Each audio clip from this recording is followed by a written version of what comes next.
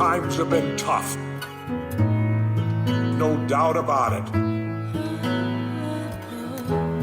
Tough on all of us. But you know what? So be it. Sometimes it snows in April. Sometimes I feel so bad, so bad. Sometimes I wish that life was never ending. And all good things they say never last. The Workers' Club. I love the name. Springtime was always my favorite time of year.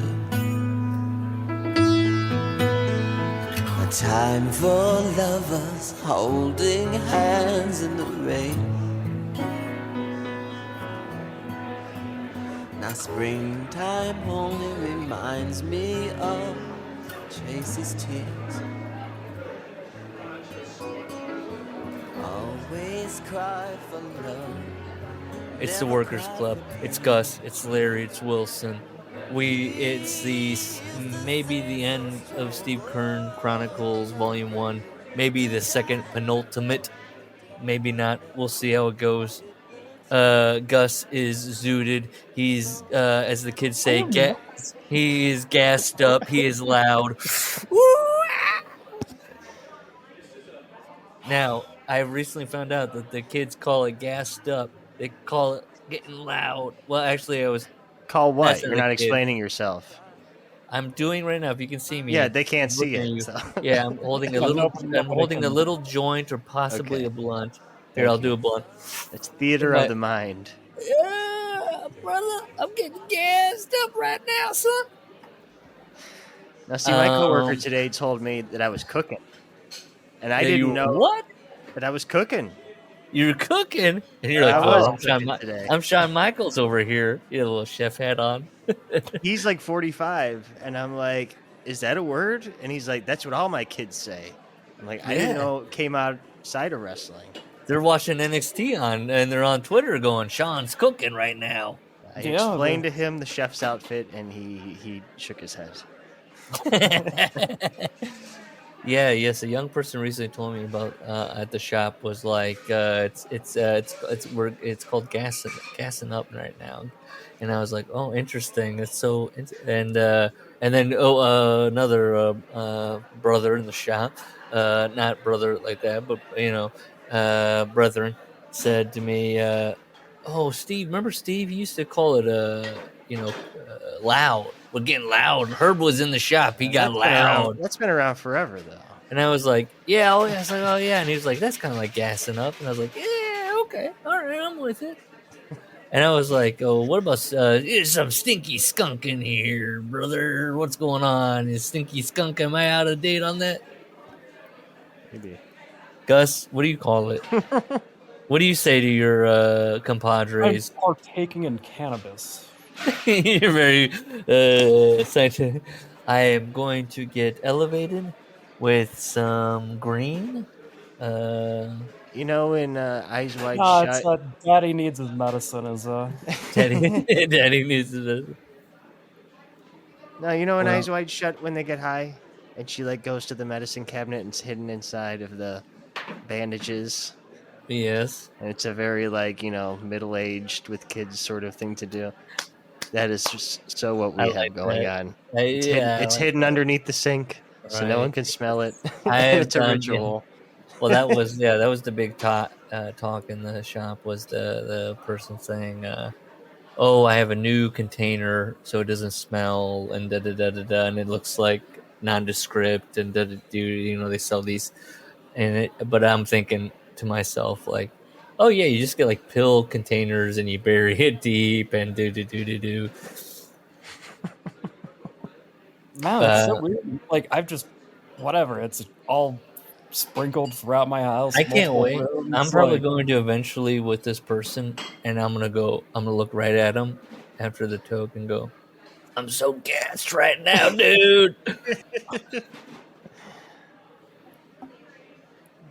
It's funny with the cooking thing, though, because, like, I had a moment earlier today Are where we cooking right now? Well, where I was just like, man, this... I don't know why it's bothering me so much. And I was like, is this the moment where I'm just, like, officially old and out of touch and, like, just cranky about everything now? I think It's you a are at battle. that moment. Or are they wrong? Like... They're not wrong because they are the ones that get to carry on. So you can't go in with that they're wrong. You know? Yeah, You have to accept the stuff that they have and just roll with it. And either you become the dorky guy like me that's like, are we gassed right now, dude? And you're kind of like winking at him and they know it's kind of stupid. Like I had a guy recently text me. I would always call him son in the shop. You're my son. I've trained you and now you're my son, like so many sons I've had. And on a Father's Day, I got a text, Happy Father's Day. And I said, thank you, my son. And I got a little heart, on it. And so you got to get your hooks in on these young people and be relevant. That's what I got to say. And I think, I mean, I've got no path to the use. I mean, well, patrol those schoolyards, brother. Oh yeah, that's great. Big brother programs. Yeah. Yeah.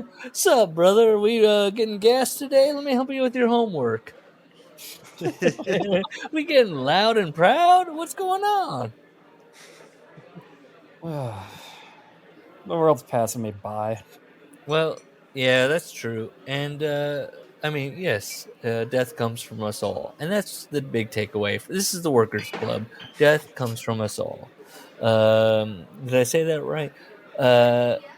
Do we want to talk about the White Six? I feel like that's all we're talking about in the Discord. I don't want to talk about it. Why? It's cinema. We love cinema, you and I. It's too topical. It's good. It was good. You watched it and you liked it. It was not at all like a stupid haunted house.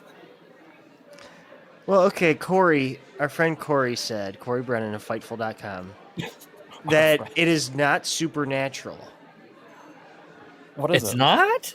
He said that it was not supernatural, that they're just savages or something like that. But then, I asked, well, what's the dry ice? Did someone haul it in? Did Eric Rowan carry in the dry ice 5 minutes? Who did haul in the dry ice? Dave would say not Paul. Paul ran away. In Dave's mind, Paul ran away from Gorilla. The minute the dry employees were being murdered. The minute the dry ice started filtering through the room, he was like, "Oh shit, I gotta go." You would think with how much he fucking loves being on camera, he would have been the first one shown passed out. He retweeted after that. He retweeted a picture of the Bray thing, standing in the ring with the thing. And I thought for a minute, I was like, wait a minute. I thought it was him because this is how I view him. He retweeted a picture of him looking over the rehearsal of I did this. And then I went, oh no, that guy's got dreads. That was Bray standing there, or the statue, or whatever it was.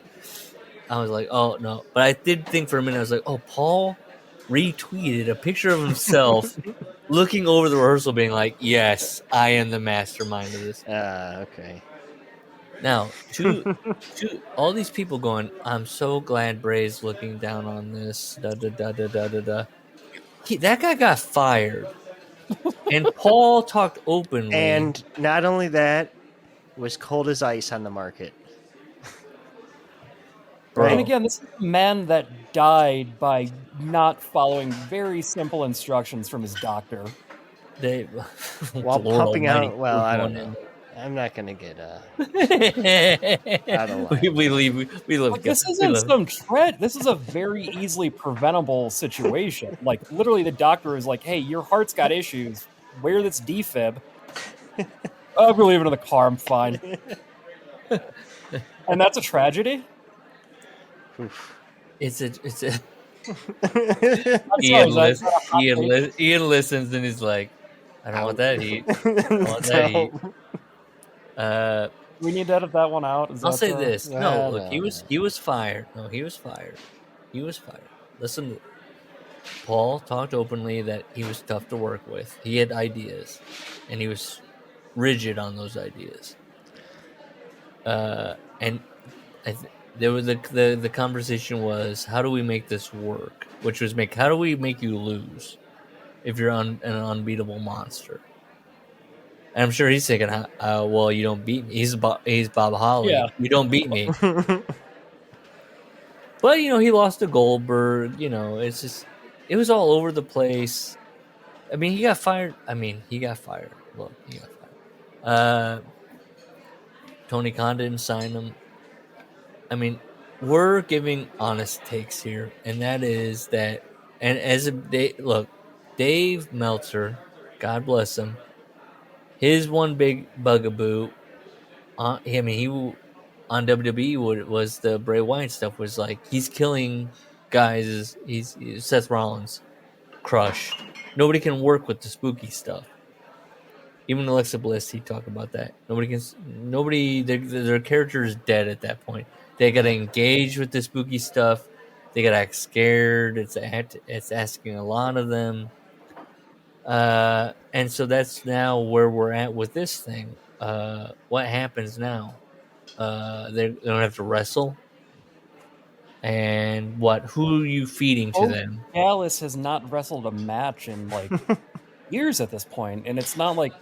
I think people need to realize that this is their dream scenario. They got a guy there who they can then say, you're doing this, you're doing that, and he's going to go, okay. Okay, this is a controllable Bray. I said it. I'm the bad guy. See, I thought you were going to go with they're going to prove, which they failed with Diesel and Razor Ramon, that now they can replace characters. Pretty much, they're doing this. They're going, this is this. And they're going to coast on this long. Well, I think I said in the Discord, could you imagine somebody going, I'm doing the, It's going to be like Doctor Who. Which Roman Reigns did you like better? Roman Reigns 4 or 5? I mean... Look, somebody tried to do and then it'll be played by a woman for a couple seasons. Somebody tried to do the logic thing with wait a minute, Nikki Cross got mad at Alexa Bliss because she got turned to the cult of Bray Wyatt. So why is she disappeared, now she's in the cult? Why did she, what's happening there? And they won't explain that, but they'll let the fans go. They'll put a stuffed animal in Nikki Cross's locker room. And then they'll be like, that's what that means. It means she was always going to follow Alexa Bliss all along. And by the way, there'll be some throwaway scene from 2 years ago that somebody will retcon into this being the most amazing, well thought out. Let's do this right now. Alexa Bliss is the 6th member. Let's just be clear. She's coming back. She's going to be the 6th member. Let's just make that's it. She's coming back. That'll be it. People are going to go. I mean, I don't know what you do with now you got 2 spooky gals. Yeah, what do you do with Eric Rowan and Dexter Loomis and Gacy? What do you do with these people? Bo Dallas? Uncle Howdy, world champion. What do we do? Okay. People keep talking about what a fucking mind Bray Wyatt was, just a fucking fountain of ideas. Hit me up. But none of defibrillator in the car. But none of them were original. They're all just movie quotes. Yes, the references to movies. He said as much. He'd be like, Uncle Howdy, you saw that movie, right? And people are like, oh, okay. And then when he was pushed on what is the lore, he's like, I don't even know. It's it's playing out in front of me. Because it's all movie references. Or references to his past, which is do we need somebody... Remember when they had the John Cena Bray Wyatt match and John Cena had the NWO shirt? Got it. Do we need people being like, this is cinema? He wanted to be a heel at some point in his life. Like, it's fine. Do you want that match, or do you want a match Dynamite Kid versus whoever, or Steve Austin, Bret Hart?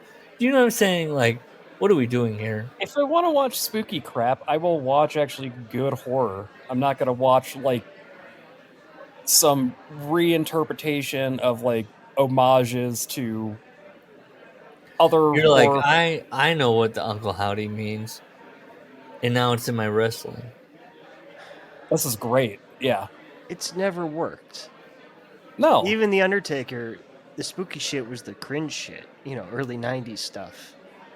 He'd have been dead if that was all his legacy was. It's almost like The Undertaker became the American badass and just was like a guy.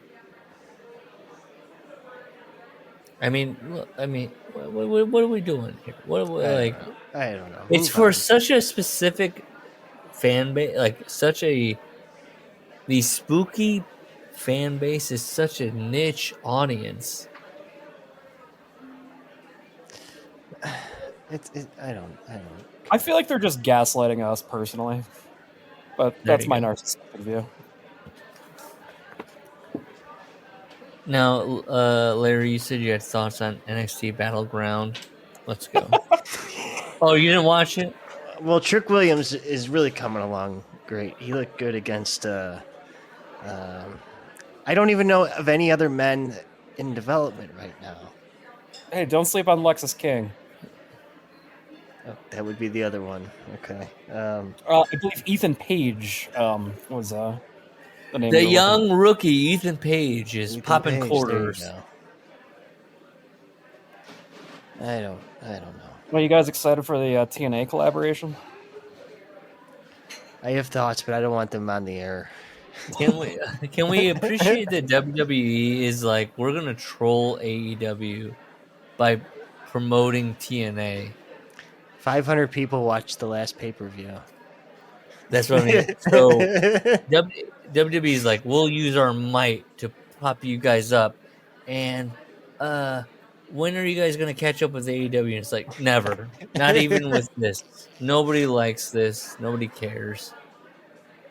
Where do they Let's even be tape? clear. Like I find it hard to believe. I have no idea.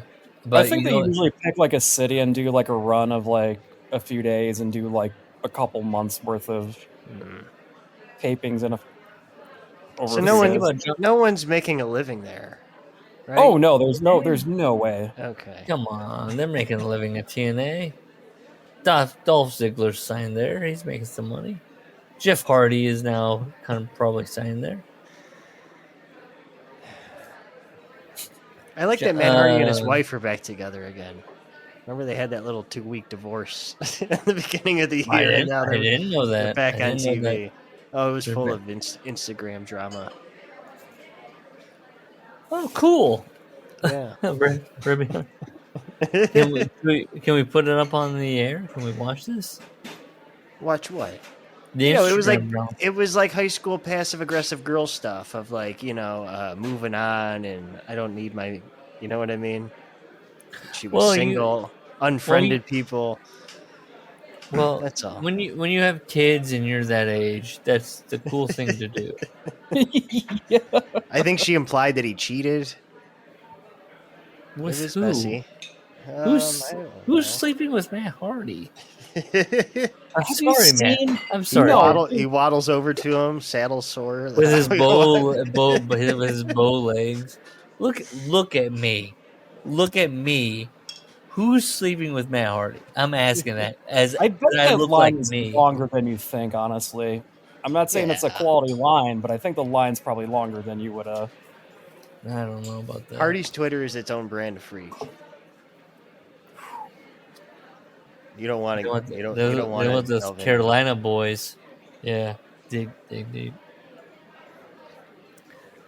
I mean, if I saw a 50, how old is he? Can we get an age on 50. him? 50 guy. That might be 48, 49. His hair is absolutely... Those top teeth are just a few years old. They couldn't. Not the bottoms. He didn't have enough money for those. hair is absolutely shredded from dye and age. He is a month old. I'm sorry, 10 years older than me. But September of 74, so he's 49. Oh. He will be 50 this year. And he's got a stupid fucking Wikipedia photo. Ian's like, maybe I don't do this. They've been burying people left and right. I will say this about I'm so excited for the Ian interview. Okay, good. I got questions locked and loaded. Nice questions, good questions. I just got Detroit questions. You just have Detroit questions. Now Ian's furiously Googling Detroit.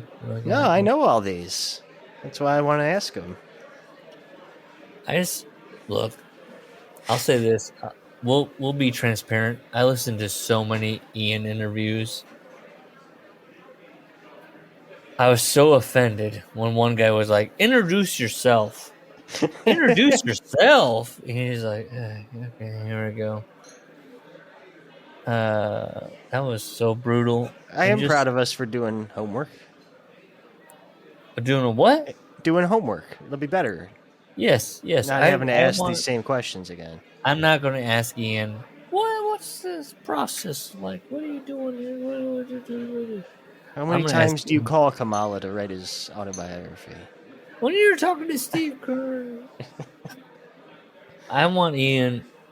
I don't want to want out of Ian. What do I want out of Ian? I don't know. But we'll find out. I have questions. Questions he probably doesn't expect. Get ready, Ian. Are you listening, Ian? So that is, by the way, that's scheduled. The Ian interview is scheduled. We're good to go. Right? Yeah. Man, Gus is high as a kite. I am not. I only took my edibles like right before I jumped on, and like they haven't kicked in yet.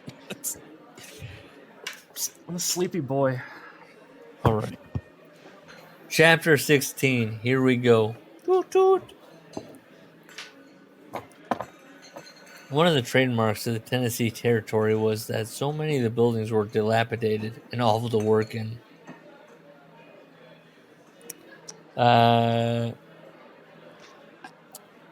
He says, if you had to take a crap, you'd have to do it out in the open while staring deep into the eyes of everyone else in the dressing room. He's talking about at the Rupp Arena in Lexington. This just makes them so much more relatable. These are the little details you want to hear about. Oh, sorry. So I apologize. This is the Nashville Fairgrounds. Yeah. Well, I did right. You don't have to look deep into somebody's eyes while you're taking a shit. But yes, you do that if you are Steve in that moment. You do that. I don't want to get into a bit here, but you get yourself on a schedule. Yeah. Okay? Mm-hmm. More people need to do it. That's all I'm going to say. It's a workplace problem. It shouldn't be that often. That's all I'll say. Bro, I got guys in the shop. What's funny about this, I got bros in the shop that used to go like 10 times a day. And then when you introduce women into the shop, they're all of a sudden one time a day. And it was like, all of a sudden the diarrhea stopped, huh? See, the boss will come to the job for 10 minutes and he will shit in that 10 minutes. There you go. And it's and you know, these are where's the bathroom at? Or he'll just piss in the driveway of $1 million home. And both I could get through a work day without pissing. That's how fucking in the zone I am. There's no reason to be shitting every day at work. Look, that's all I'm saying. Be an adult. You can't. Yeah, I've gone. I have, and I have not. Listen, it happens. Yeah, it happens. But the people that are like regular about it, it's like, well, this is your time. This is right. I don't know if it's your diet. I don't know if it's what's happening.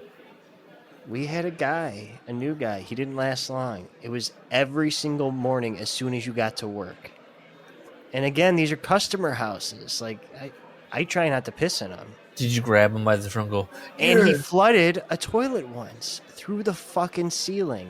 Water was pouring down because this guy took such a big shit.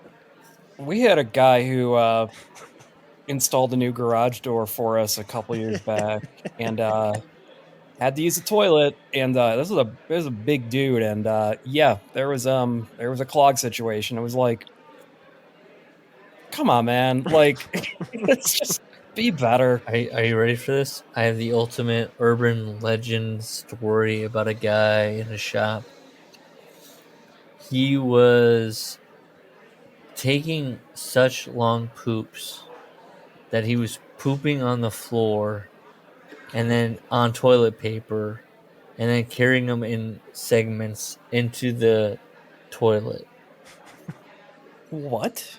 And so, like, he's afraid to overflow it in one go, so he had to so he's breaking. God. He's pooping on toilet paper and then in segments, putting them in it, and then he was in this shop.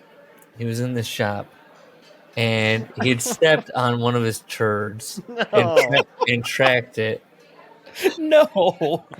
And then they were like, the owner was like, I'm going to find out who's the culprit in this poop mystery. And they followed the footprints over to this guy. And he was like, I was trying to poop on toilet paper. What the fuck is wrong with him? Wouldn't it just be easier to make necessary adjustments to your diet than to He thought that he was going to fill the toilet up and it would clog. So he's breaking it up in increments. I don't think the human body has that much shit in it. He thought so.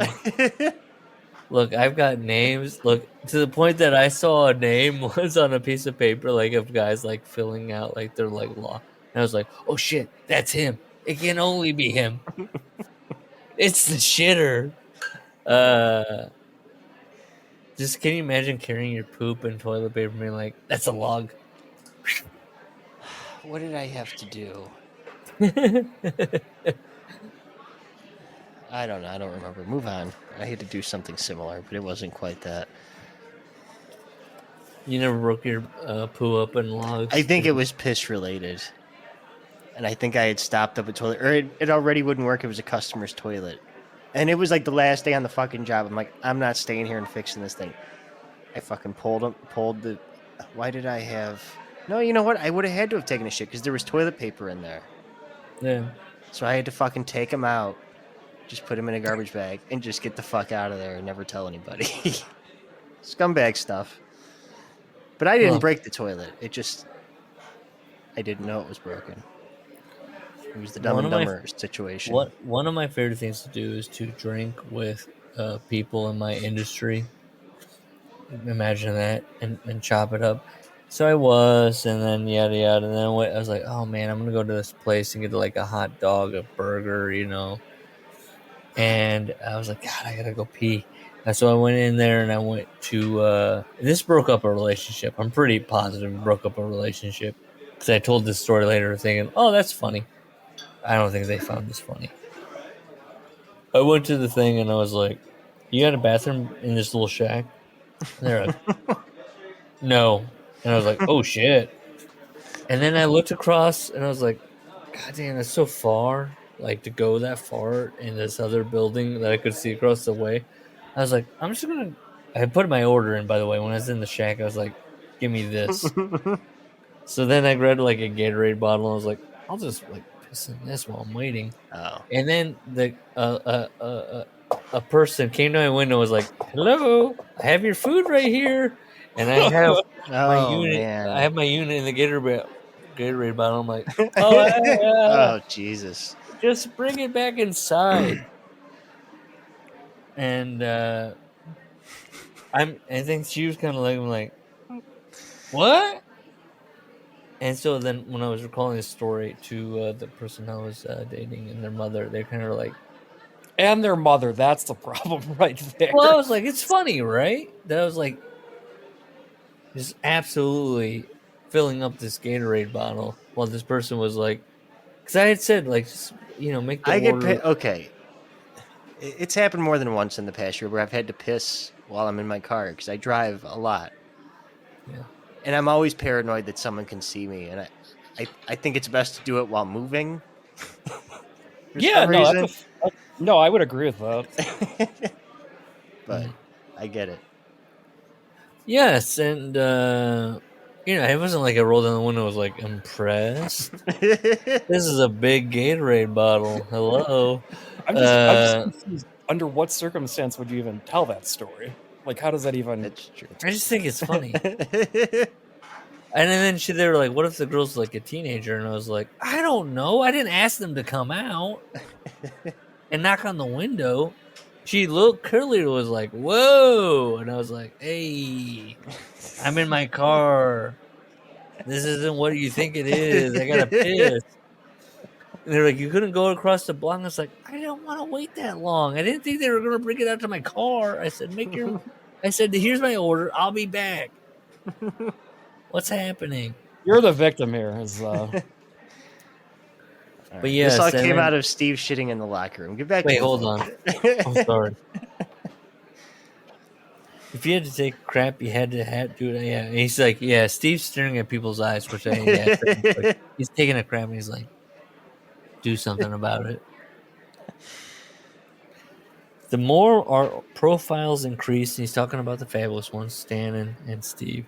The more blade jobs we were requested. Dusty had a bad habit of not pushing the blade down into the mat and breaking it off after he used it. This meant he would often slice his opponent's shoulders by locking up with them after he was done blading himself. Have you noticed that in Dusty matches? Guys are like just bleeding from their shoulders. Oh, goddamn!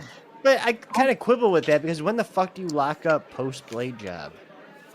Yeah, usually at that point the action's gone to like just you're crawling around. Yeah, you're being pummeled. But I can't. Dusty Rhodes doing a fierce lockup after he's bleeding. I got you. I don't like the idea of keeping it in the mouth like Steve does. I don't think I could do that. I'd probably swallow it and go, oh shit, fuck. Yeah. Or I would just feel like, I don't know, is your mouth dirtier than your forehead? I feel like I wouldn't want the fucking that's an interesting spit-covered blade slicing my forehead open.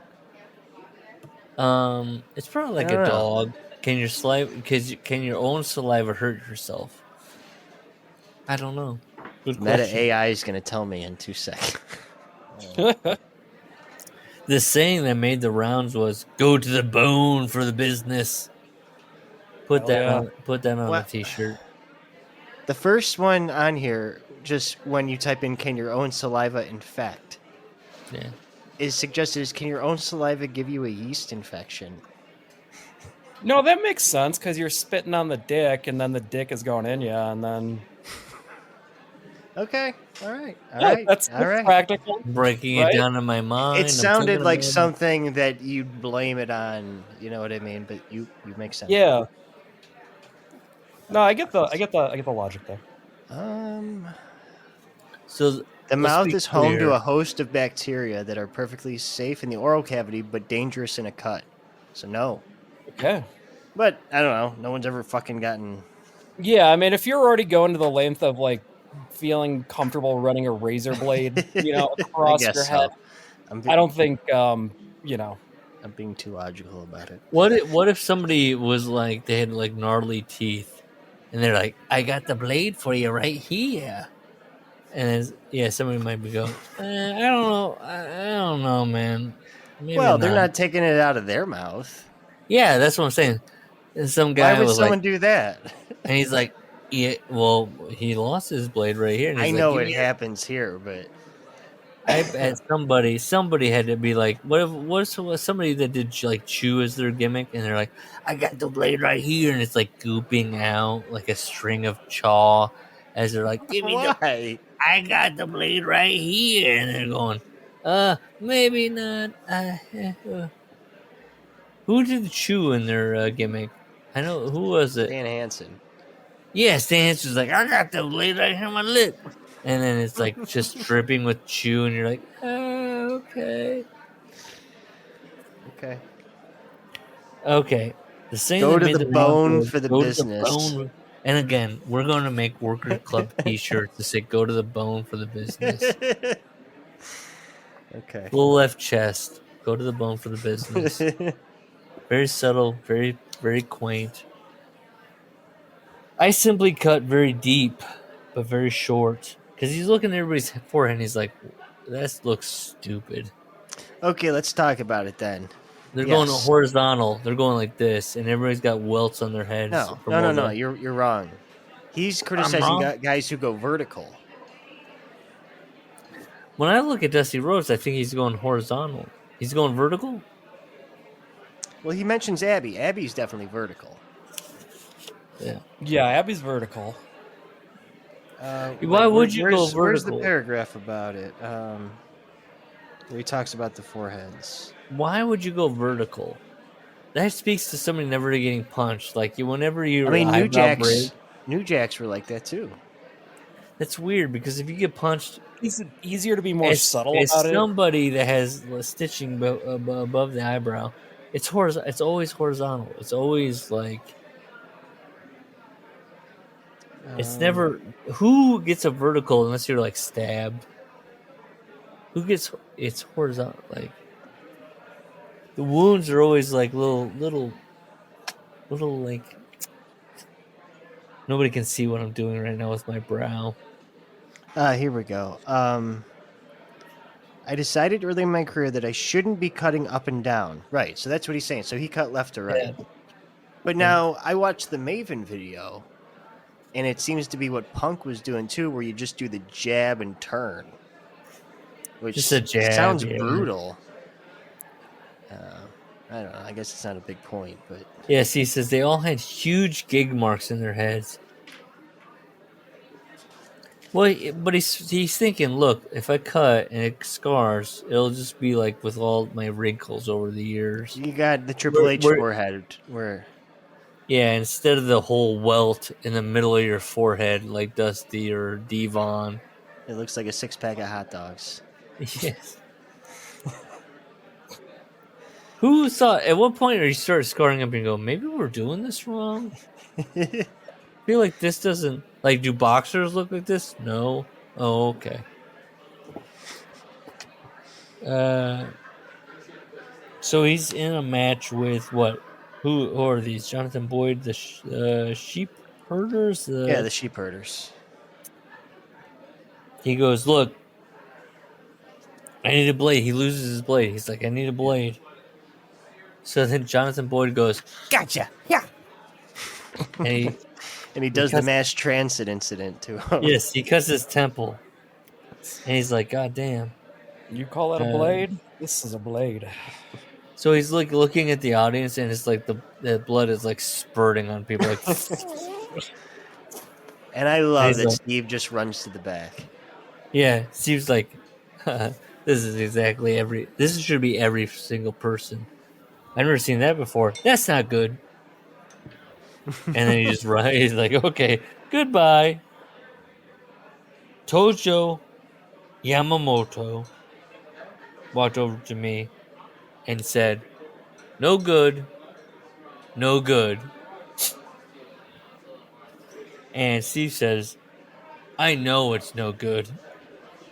What do I do?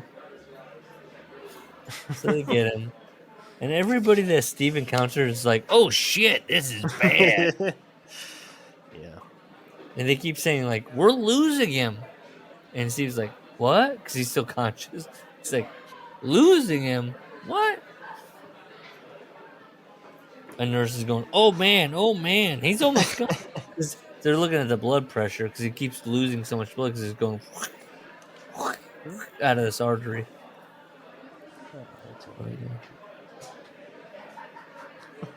Carry on. Just carry on. Carry on. Carrie is there. Carrie. Oh, I'm doctoring. Oh, he muted himself. He's nodding.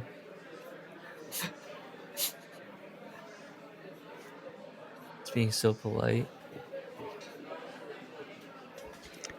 You can just keep talking. I was trying not to interrupt. I mean, Carrie needs to be on the cast. That's all I got to say. So eventually he's like finally somebody comes to Steve and goes, I got you, you're gonna be okay. Yeah. But yeah, then the they doc, say, he dumps a bucket of water over his head and then stitches the artery and then stitches the cut, which sounds he's like, brutal. we gotta find what's going on. But then he goes, we need to give you a blood transfusion. This was interesting. And Steve says, no way, don't give me any blood. I didn't want anything to do with a blood transfusion. AIDS had been all over the news during that time. That's a fair. If you're seeing people that was being a like, very common thing. I mean, I don't want to say common, but that happened back then.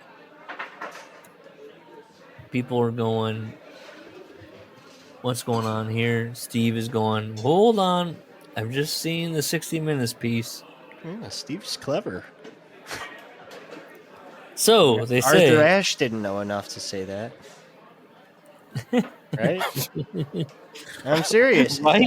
And I also feel like it was probably a short amount of time between when we knew that and when they stopped untesting blood, started testing rather. Yeah, no, that's a very astute. Steve over here reading the USA Today.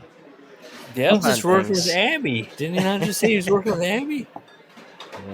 Yeah.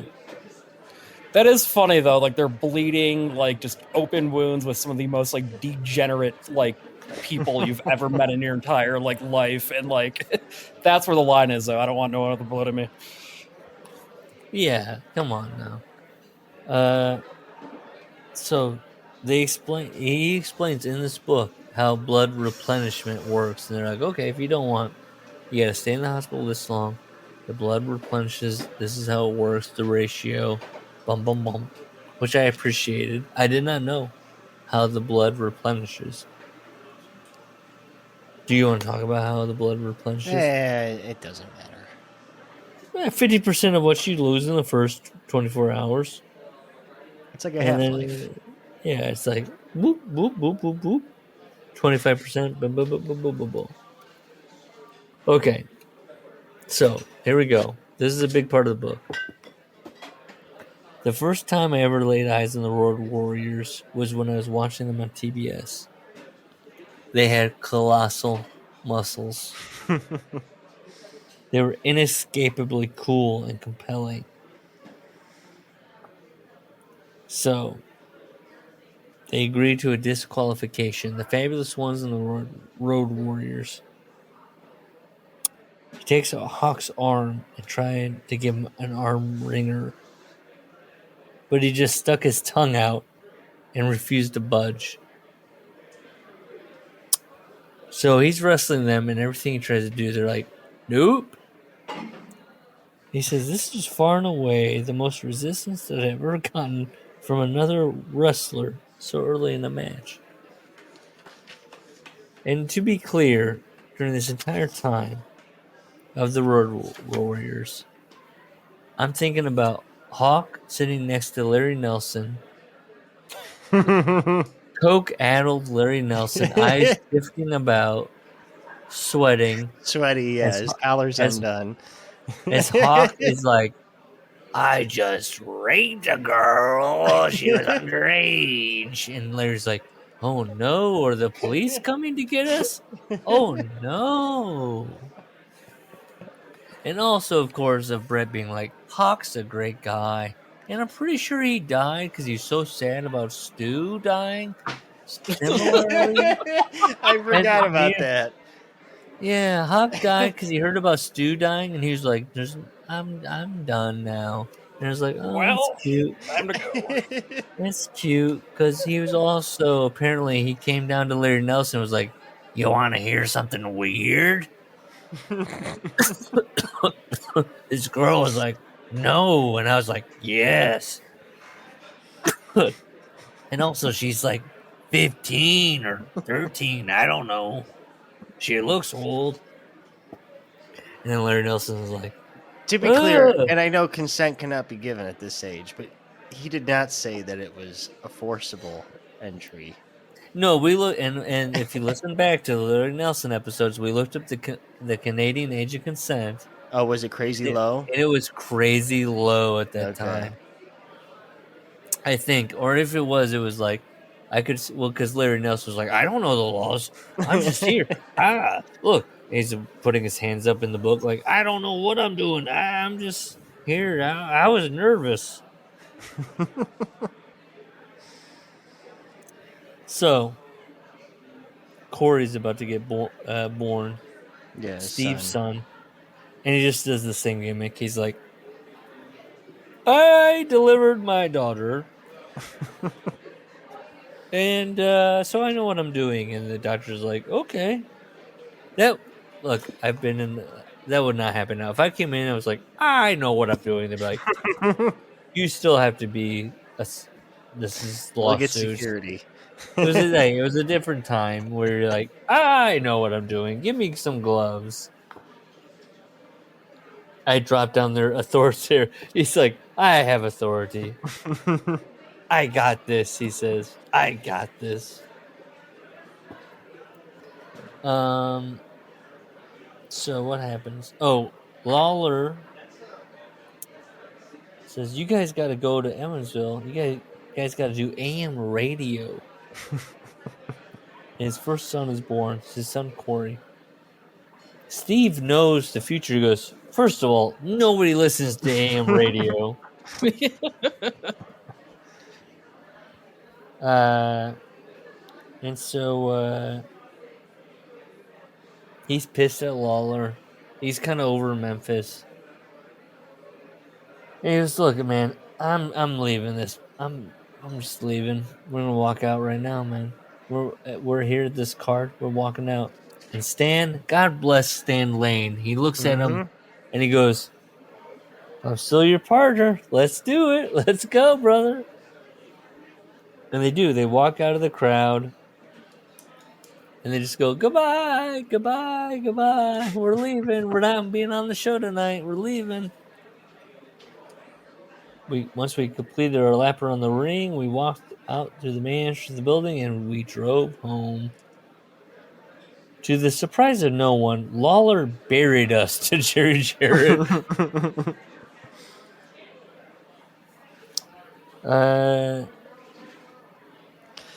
So they talk about where to go, and they want to go to New York because Steve knows he's got the Hogan in. Yes, but then, as every single move he's ever made, he's told to go somewhere else by Jerry Jarrett.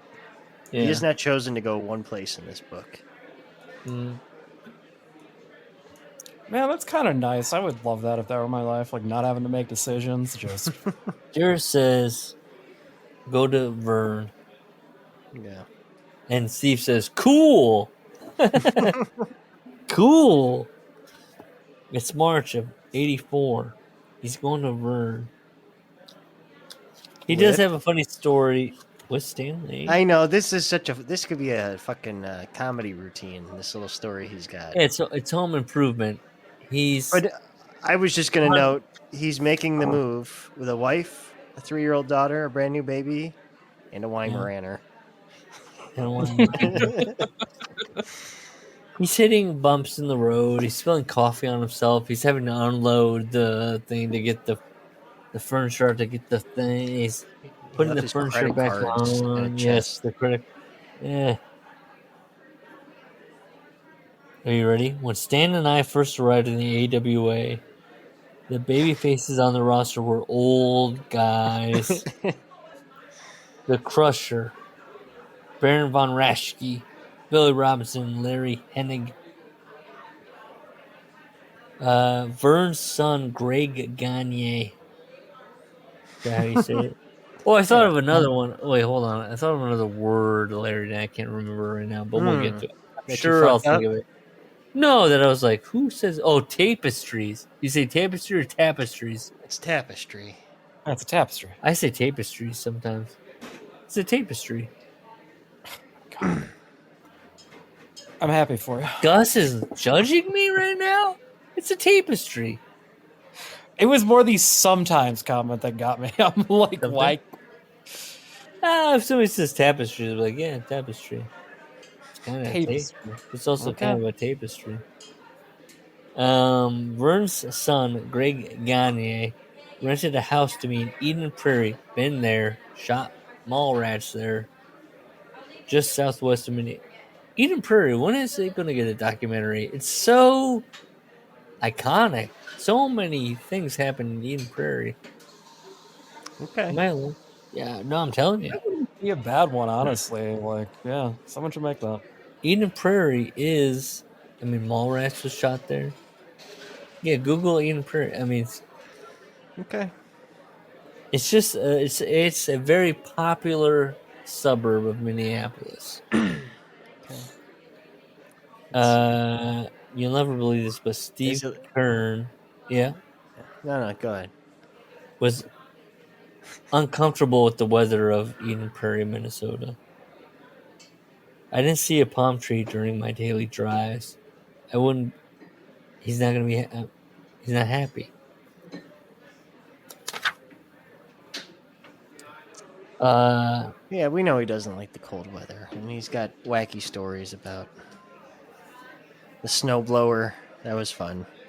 Nick Bockwinkel considers Stan and I to be highly erratic in our in-ring mannerisms. That was kind of surprising. The vets are going like, "Don't do that. Stop." And I'm thinking about people reading this book, and I'm thinking about him going, "I'm going to do whatever I need to do to get over it." Da, da, da. Listen to the vets, Steve. What are you doing? They're saying don't do that stuff. Right? Listen to Nick, he knows more. Am I wrong? So you're saying Steve should listen to Bockwinkel? I'm being facetious. Oh, okay. He shouldn't listen. He shouldn't listen to Bockwinkel. I think people reading this book should shut the fuck up. All right. Well, I know what I'm putting in the show tomorrow, so and work the house style. We're on chapter 17. It's going to be 9.5 weeks, or what's the Mickey Rourke, like the really hot sex movie? Right? In the late 80s. Angel Heart? No. Mickey Rourke. 9.5 weeks? Yeah. Isn't that it? Let me see. Kim Basinger? 9.5 weeks. Yeah, there you go. I think they have like sex with food and stuff. You know, it's weird stuff. It's going to be you and Phil. Look, he read this book and he was like, "You're not wrong. You're not wrong. I know. In early April of 1984, Vern Gagne rented a plane to fly Stan and I into. You know what's funny is that when I originally read this, been there. Say the name. Waukesha. When I read this, I was like Waukesha, and now I'm like here recording, and I'm like Waukesha. Wisconsin.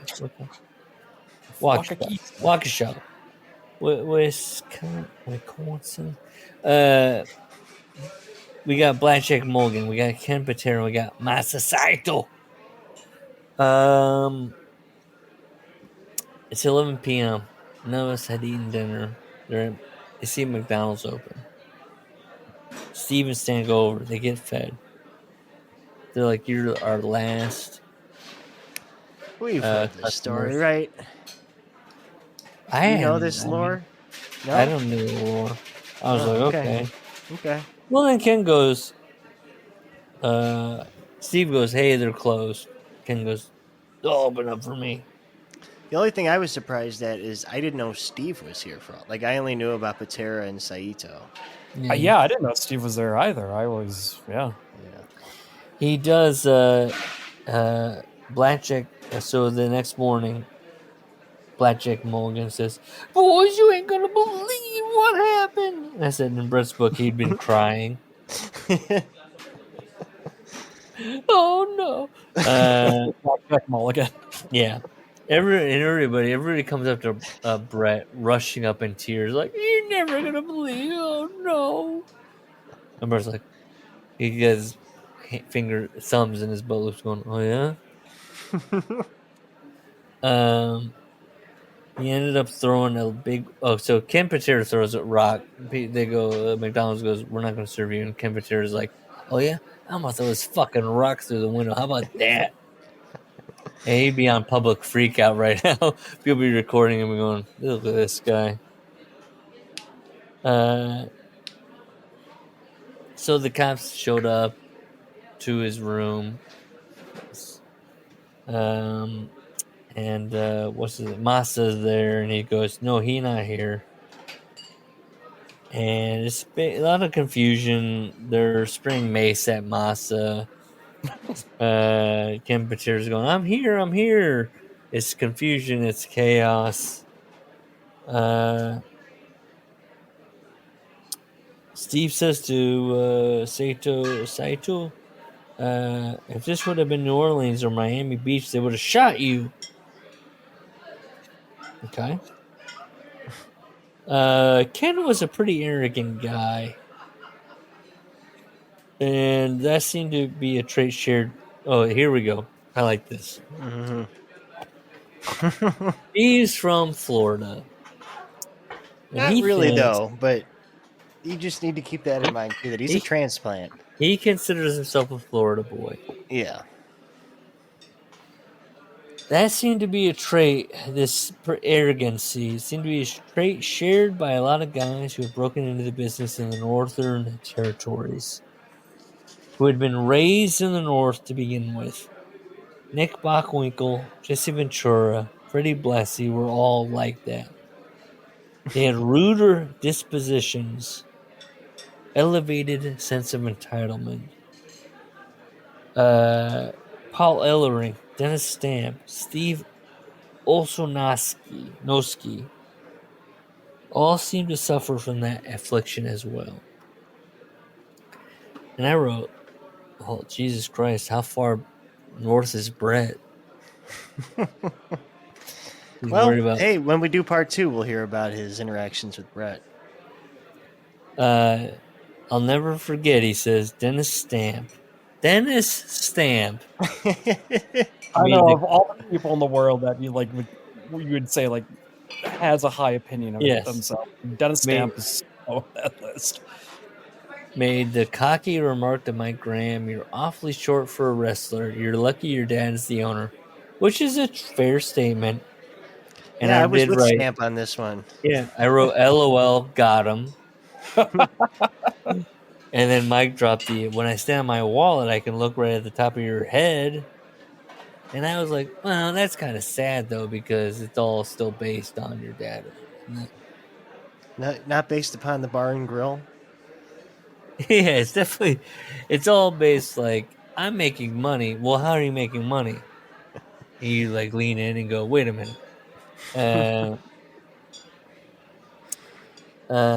So he blames, he's kind of like, have you ever noticed that fans of sporting teams in the north are more intense than fans out west? He's coming upon that idea of when you spend all your time inside, you're miserable, and so you're more intense about everything.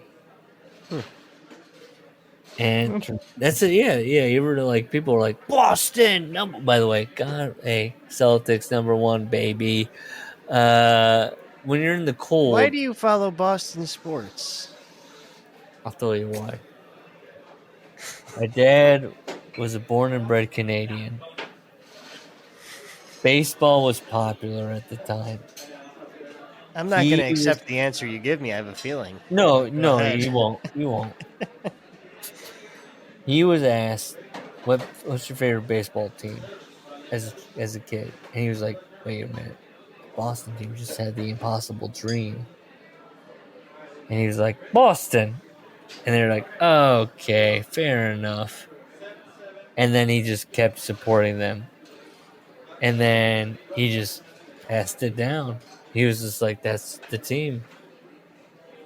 That's it." I don't accept it.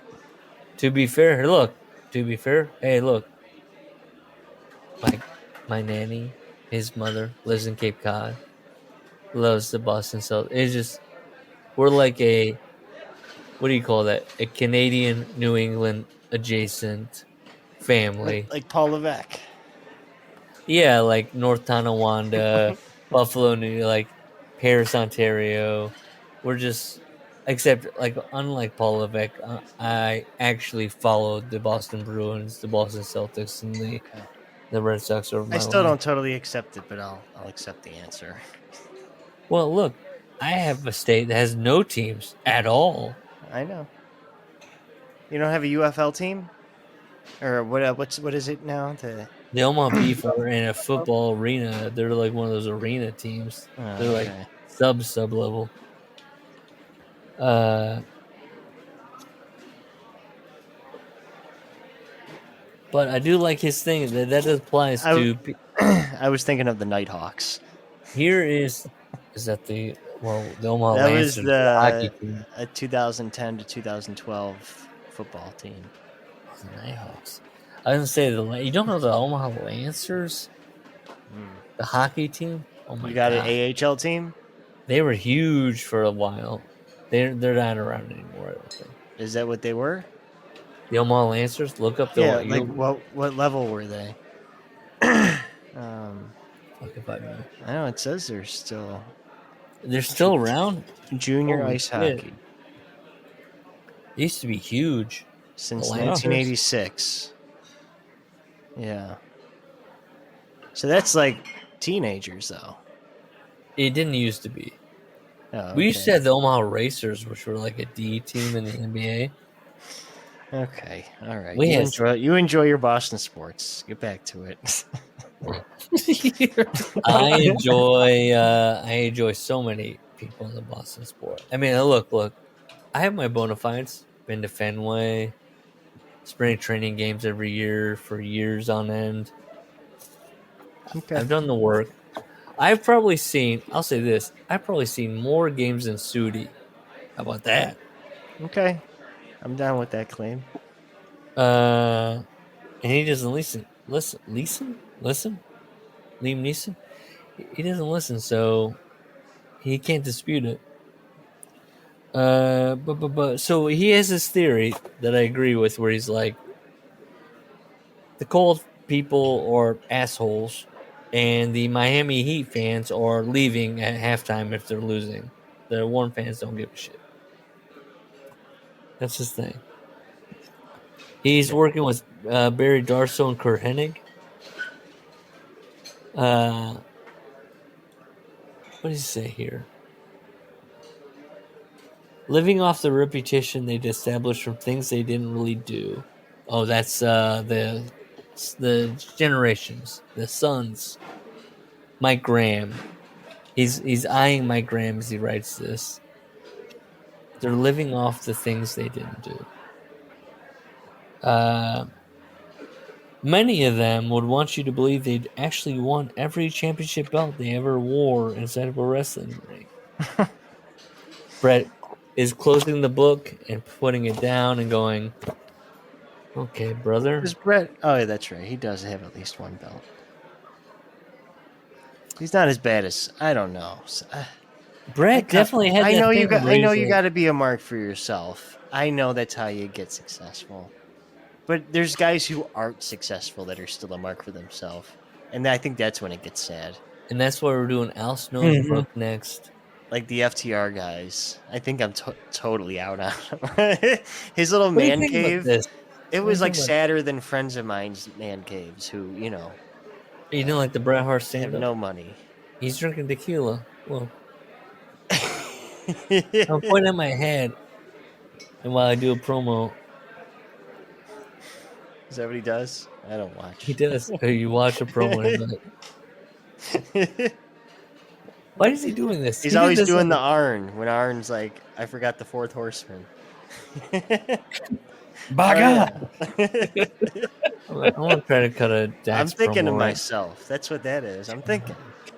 I'm trying to cut a Dax promo now. Had a touch of the old timers. Oh, watch this. I'm going to do it right now. I'm thinking about my family. I'm thinking about my daughter and how I feed my family. And I'm thinking, I got to beat this guy's ass right now. And I'm thinking, maybe you don't get the stuff. I do. And I'm thinking, top guy's out. Very good. By the way, you can't see it, but I pointed in my head 1,000,000 times. 1,000,000 times. Which one is that? Is that Dax or? He's bald. Yeah, that's Dax. He's the bald one. The other guy is going. Cash Pale. The other guy's going. I've got a lot of legal issues going on. I'm gaining some weight. I'm kind of dressing up like I'm like doing that. Like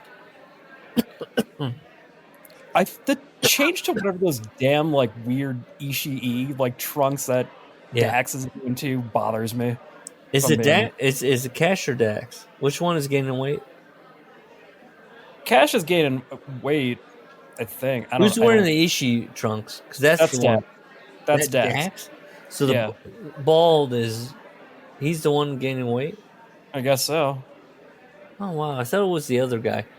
Well, the other guy's like, look, I'll pull a gun out on I'm mad at you while I'm driving. And the other guy's pointing at his head and going, I'm gaining weight. I don't know what's happening. Well, I look he's a victim of his own success. I look like the stone pit bull. He's got too much food on his plate. He should do this. Point at his head and then do the when the guy's sitting up, the clothesline, the low clothesline. This is how popular they are. You get no results for Dax Harwood promo. 0. Oh, that's bullshit. Wow. That's bullshit because I've looked them up specifically. What if you do FTR promo? No one's capping Rampage. Hold on. Yeah, maybe FTR promo. You're right. Because when the fuck would he do it alone?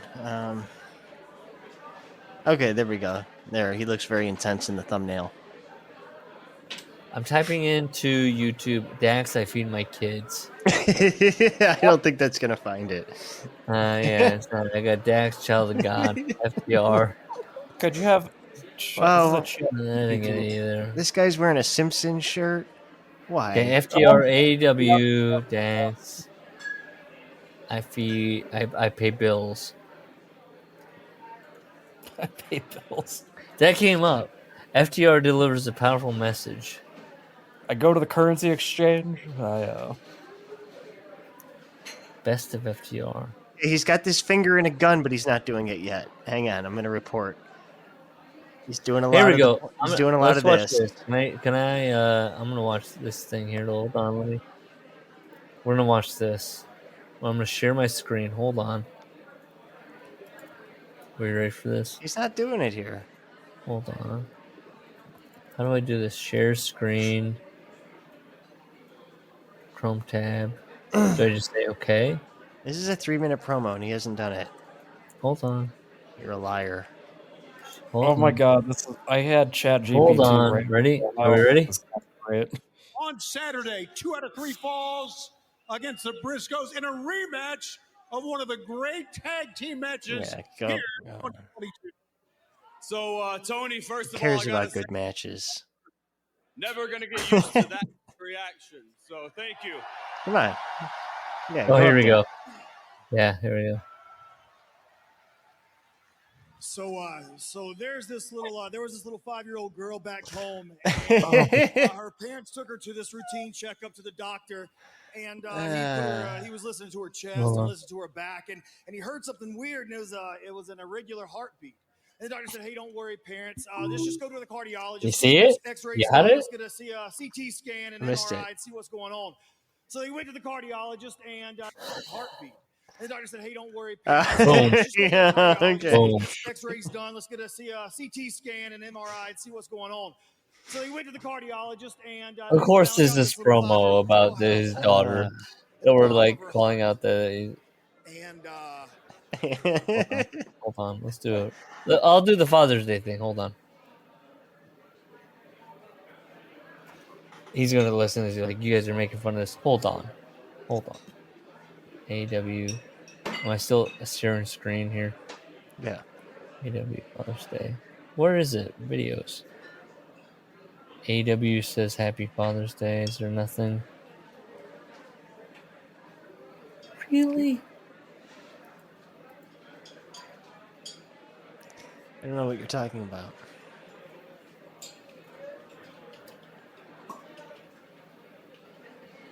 The dads in NXT? Was this a video? Yes, were they all... I don't know what you're talking about. God, I'm gonna do it. The dads of NXT celebrate Father's Day. Is 5 that years did you ago? find it? No, Yeah. no. No? I mean, they haven't been there for 5 I'm... years. Oh, days. Oh, God. Let's see. Who are these guys? I don't know. Just keep going. I don't. Why are you bogged down in this? Because we talked about him pointing to his head. Now I want That's to find, okay. like, I saw him do it once. Look, can you see my screen? Oh, Matt Riddle's going to talk about being a father in this video. That's interesting. Mox, you've been here since almost the beginning. For almost 5 years, you've been the king in AEW. This is your castle. This is your house, Mox. And I see you, Mox. And I see Claudio, and I see Brian. I see you walk around the back, and people cower, and they fear. He doesn't do and they it. drop Oh, their eyes because almost. they're afraid of you. I think the reason you're pissed off is you found a couple of people that ain't scared of you. We ain't. Okay. All right, move on. All right. Move on. Mark Briscoe trying to broker a peace. I want to find. It's so. Oh my gosh. Okay. Look, we'll move on. He'll be like, "Yeah, There's I not don't even put-" much to talk about in AEW. I mean, AWA. There is. He goes ice fishing. Right? Okay, hold on. Kurt likes country music. Which I Rap thought. is Oh, crap. well, I did like this. So because of the Ken Patera bit, Stan and him have a running joke where they go, if something's closed, they go, "It'll open up for me." I like that. And I wrote that. But okay, so Vern had barely seen any footage of them. Maybe he thinks maybe a 1 minute montage. So they get in front of Vern, and Vern goes, "You guys, baby faces or heels?" This is the guy fighting against Vince McMahon. He's like, I don't know what's going on. Don't know how to market you. There's too much glitz. So they're like, just what is it? They're like, Steve tells him. yeah. Steve's like, faces. yeah, and we'll work. They want to. He puts them at the Road Warriors. Steve says they also had some miserable towns where it's always snowing. Freezing their asses off. Okay, so yeah, this is where it gets into ice fishing. As somebody that has fished ice, I was laughing my Don't bog ass us off. down in fishing stories. No. I was just laughing my ass off because he goes. I was just laughing because he's such. I mean, he plays up what a bumpkin he is, where he's just like, the idea of driving on the ice was mind blowing to me. Yes. And when you first ever do that in your life, you're like, this is insane. What are we doing? It's true. Like, yeah, it is weird. I've never done that. That would freak me out. I think I skated on a pond once. I mean, I've done that, but yeah, driving on ice. Ooh, man, I don't think I've got the. When he wrote, ice fishing is far more about getting drunk and playing cards than it is about catching fish. I wrote, correct. Absolutely correct. I've gotten so drunk outside of a hut sitting on ice. And you're just like, yeah, we'll got the fishing poles in there. Yep. But Kurt is listening to country music and Steve is getting itchy again. And he says, and you do, sometimes when you're out there on the ice, people are all bundled up. They're getting bad Chinese food. They're getting just drunk to be warm. Steve says, this has got to be the dumbest place in the world to choose to live. Why? He's like, why? And I would say I've done both. I've been in super Midwest, and I do love certain elements of the super Midwest. I don't mind being cold. I don't mind being out in the world. I would say I would prefer being in the sun, no shoes, walking around, a beach bum. I would prefer a beach bum lifestyle over let's drop a little fishing line down this little hole. It's kind of glowing, and here we go. Okay. What do you think? You guys beach bums? You guys, we're all Midwest guys. I'd go to Vermont if I could. Really? You go That's the snow? living. I mean, you got seasons. I did know. Go ahead. Oh, I'm settled in Colorado. It's the best weather you can ask for. You get the snow, but it melts off right away because of the sun, and you don't get really wind chill out here. And I get all seasons. It's beautiful, and when it's hot, there's no humidity.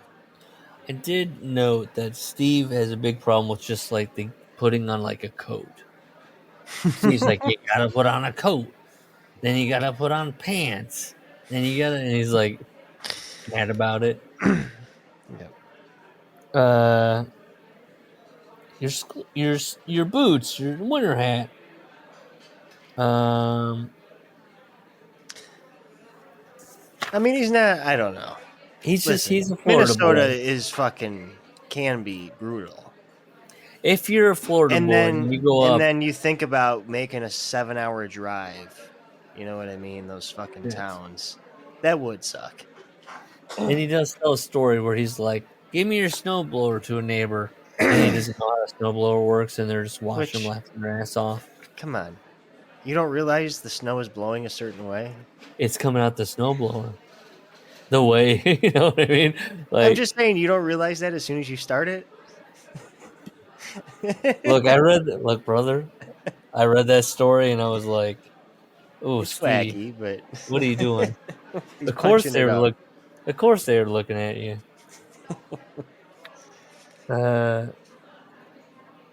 So they're still wrestling with the Hawk and Animal team, the Road Warriors. Well, they get beef with him again, which I don't. He doesn't really understand. I mean, explain. I guess it's just Hawk being a dick. Yes, it seemed like they worked through their first match, but then when it got in the ring, Hawk just wouldn't sell. They had this thing where, he keeps wanting to. He's trying to work with them and make business, as he would say, and he wants to really underline that Hawk is a dumbass that doesn't understand the business. And so this time, Steve gives Vern this fucking elaborate ass finish to keep both teams strong. Right. And then Hawk doesn't want to do it. Yeah. Hawk says... But what Steve doesn't say, and what the dots I'm connecting, Vern probably told him a fucked up version of it. Vern doesn't know what he's doing at this point. That's Vern what I'm thinking. Like, I'm thinking Vern's to blame. Well, Steve says he overhears Hawk saying, "I just raped a girl. Vern Gagne can kiss our asses. We're not doing the finish." I added one part of that. So they get in the ring, and Hawk looks at Steve and says, "Do it our way. And by the way, I'm not pilled up at all. Do it our way, and nobody gets hurt." I can't do Hawk. That's killing me. I can't believe this guy did his whole life just so sleepy on pills and drugs and being like, I honestly, I watch AW sometimes now, and I see Matt Jackson. I'm like, this dude, it barely does anything. His voice is blown out. Hawk's voice, like, he earned that, I guess. That, like, I can't. Is that why Cornette calls one of them Road Warrior Buck? I think Matt's voice I've never is heard him blown out. speak. Really? Okay, I didn't know that. It didn't used to be like that, and all of a sudden, Matt Jackson talks, and he's like, "Yeah," and he's like, "Rat," and I'm going, "Holy shit!" He blew his voice out as being the talker.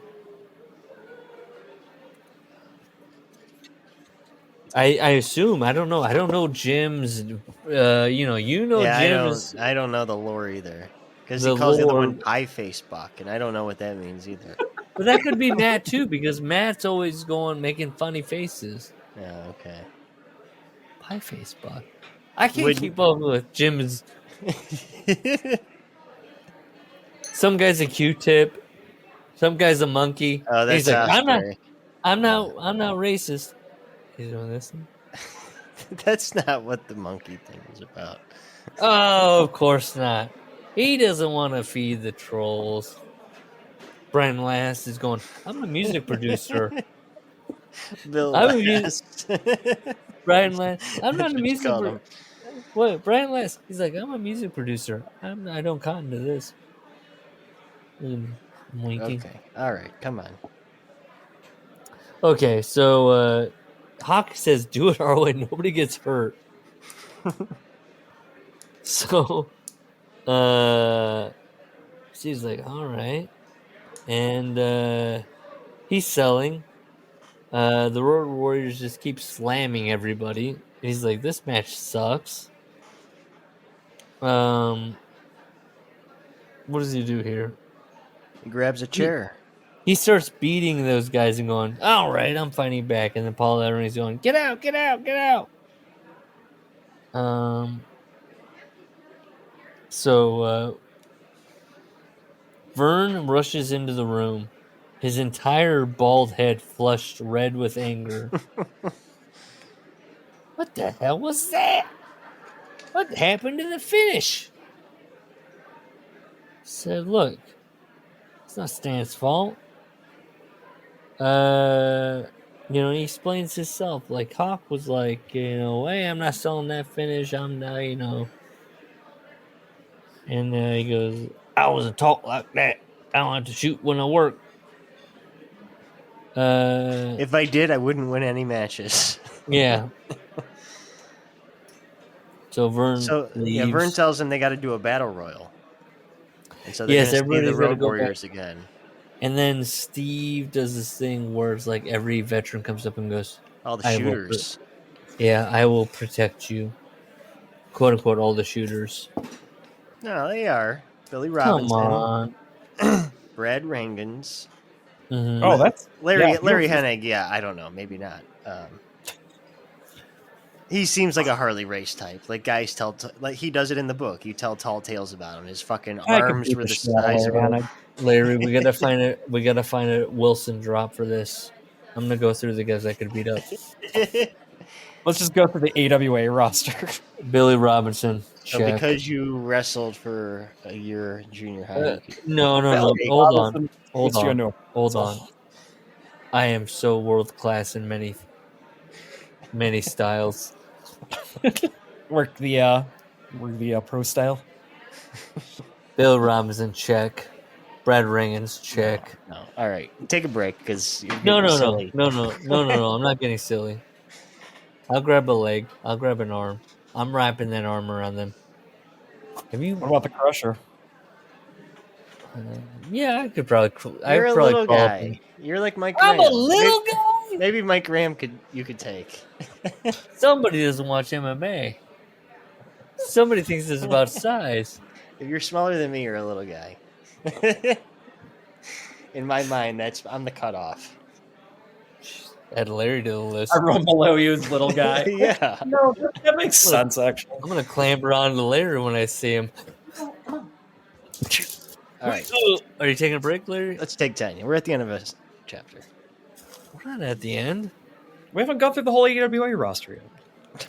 We haven't gotten to him saying, I like Joe the Animal. I'm going to do YouTube voice for you guys. Did you click on the link I sent you? Okay, here we go. Here we are. This is the Workers Club. We're talking about wrestling books. Here we are. Did you listen to the guy that interviewed Ian, and then the one I posted the clip of? Yeah, and then you listen to the one. This is me talking about cowboy caviar. Ian, here we go.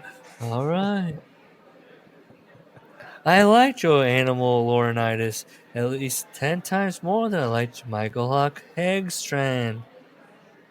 My admiration and respect for Joe was infinitely greater than my feelings for Mike. Hawk was dangerous, crazy, wild, and sporadic, and he got far too excited, far too easily. And that explains all the alleged statutory rapes. Moving on. Chapter 18. The Fabs faced the Road Warriors in Chicago. Vern put the Crusher with us as our manager. We put a bow tie on the Crusher. That's money. It was a set of 4 brothers who had hopped oh yeah, they get attacked. They're like, oh, this isn't good. I like that he knows they're brothers. How does he know they're brothers? Who knows? Look, Steve goes to the Road Warriors. He goes, I went to Hawk and Animal. I said, listen, no offense. I like you guys. If I was a fan, I'd definitely like you guys. But I think maybe Stan and I make a double comeback. You guys take a powder on the floor. Then you run around and hug each other like 2 gay guys.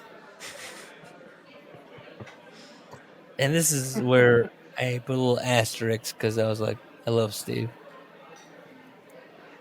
Hawk and Animal looked at each other and Hawk said, no way. So he's trying to explain to these guys, like, look, this is how it goes. Tit for tat. We lose, you lose. We're building something here. You can't. Oh, because the Road Warriors are heels. Yeah, the Road Warriors thing, as Steve presents it, is always to be like, no, we're going to dominate you, and then we'll win some kind of way. But that works for faces. But I was wondering about the gay spot. I'm like, well, that's he's like, why don't you guys just do something? That makes more sense. Steve's kind of like being winky about it. He knows he's pushing buttons, but he's like, he tries to explain to him, like, look, guys, you got to like do something for us. Like, if we're the faces, like, come on. He says, you're not getting it. When you're bigger than everyone, you don't sell anything. You smash everyone's sight. Because Hawk's like, we're over. And he's like, of course you're over. And this bleeds into the next thing. Hawk thinks it's real. But before that, by the way, Steve does say, I went so far as I started taking veterinarian steroids, which is his little winky way of saying, I mean, what do you think? He's not taking dog steroids. He's not taking cat steroids. Horse. Yeah, it's taking horse. some animal steroids. Well, those are all animals, but yeah. But like Road Warriors, animal steroids. So Animal sees him and goes, look at your shoulders. Your delts are really popping. I said, but they won't hug. You guys are going to go in the back and talk about each other's muscles, but you guys won't run around the ring hugging each other.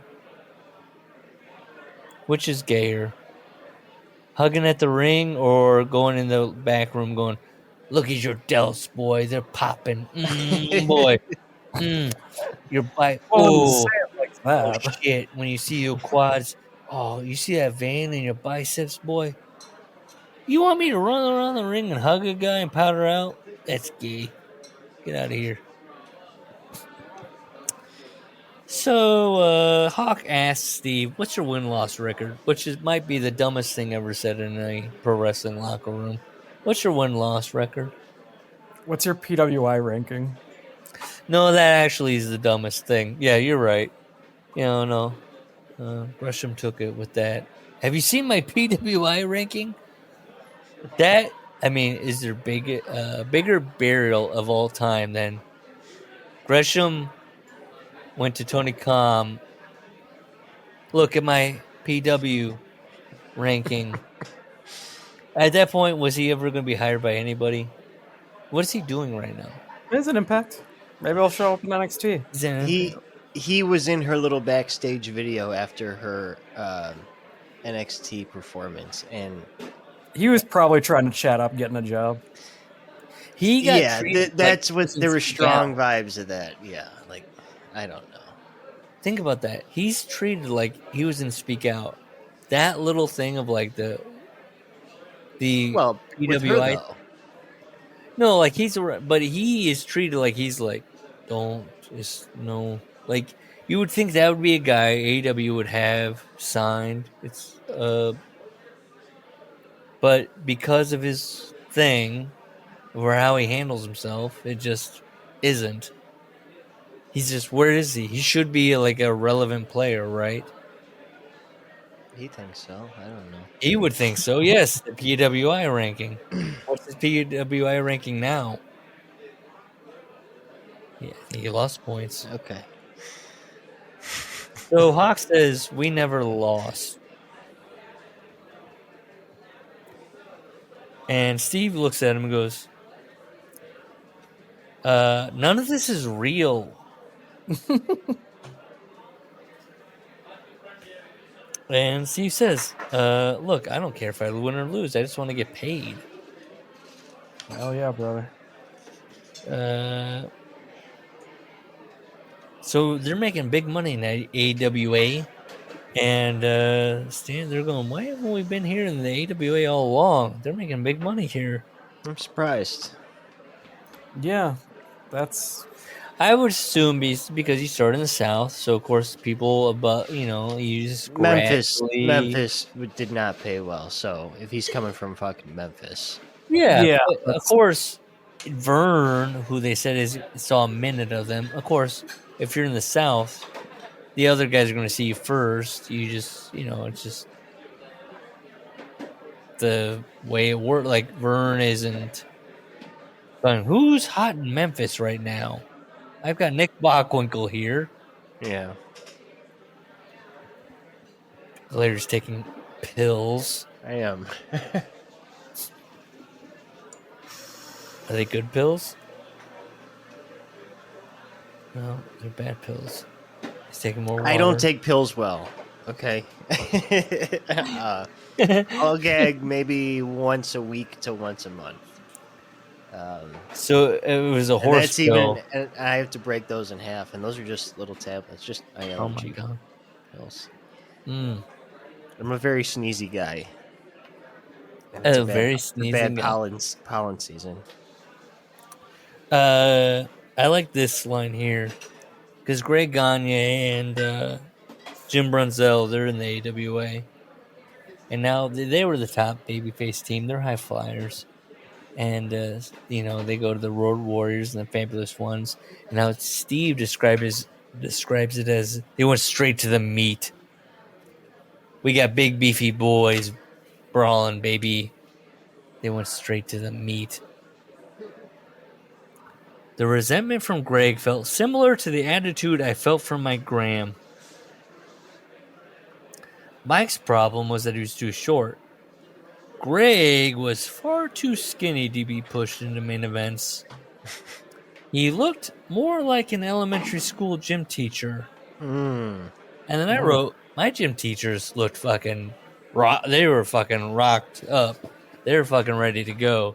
If you were learning wrestling, Larry, from these gym teachers and various coaches, you were going to go, this guy could rock me. This guy could fuck me up. So I don't know what Steve's wrestling teachers were like, but he was like, Greg Gagne, he kind of looks like a teacher. Look like I would say that. You would say that? I didn't have a gym teacher like that. My gym teachers were fucking they were always fucking mine were too. Mine were like definitely doing like. They were like little dynamite kids and shit. I was like, fuck. Of course I'm a they're teaching me. School guy. So I had a woman for 8 years. And then the high school gym teacher is very effeminate man. Interesting. Yeah. Dude, maybe we were like a little like low-key wrestling school. Oh man, so many like squat little ripped little guys. were all throughout the coach, and they're like, I teach creative writing. Also, I could double leg take you down right now. Like, okay, all right. Great. The Sheep Herders. Luke of the Sheep Herders. Booker for U.S. talent down in Puerto Rico for Carlos Colon. Okay.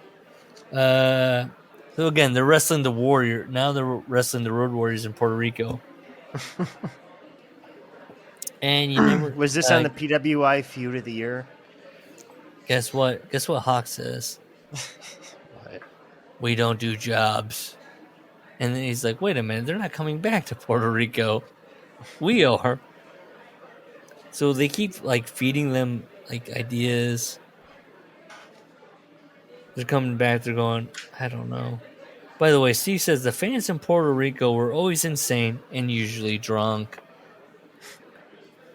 Now, Steve does not write that he's watching a little spider come down, and then another little spider comes down, and then they're fighting for their life. And he's thinking about life and the struggle, life or death. What is this? That was Brett. Brett had this out of mind moment where he's watching spiders weave their web as he's preparing to wrestle in Puerto Rico for the first time. And he's right? Sorry. Was that Puerto Rico? Yes, I think it was. But I was just going to say, Feud of the Year doesn't go back to 84, but 84 Tag Team of the Year is the Road Warriors, Fabulous Ones in third. Oof. Yeah. I bet Dave would go back now and go, after reading this book, they are second.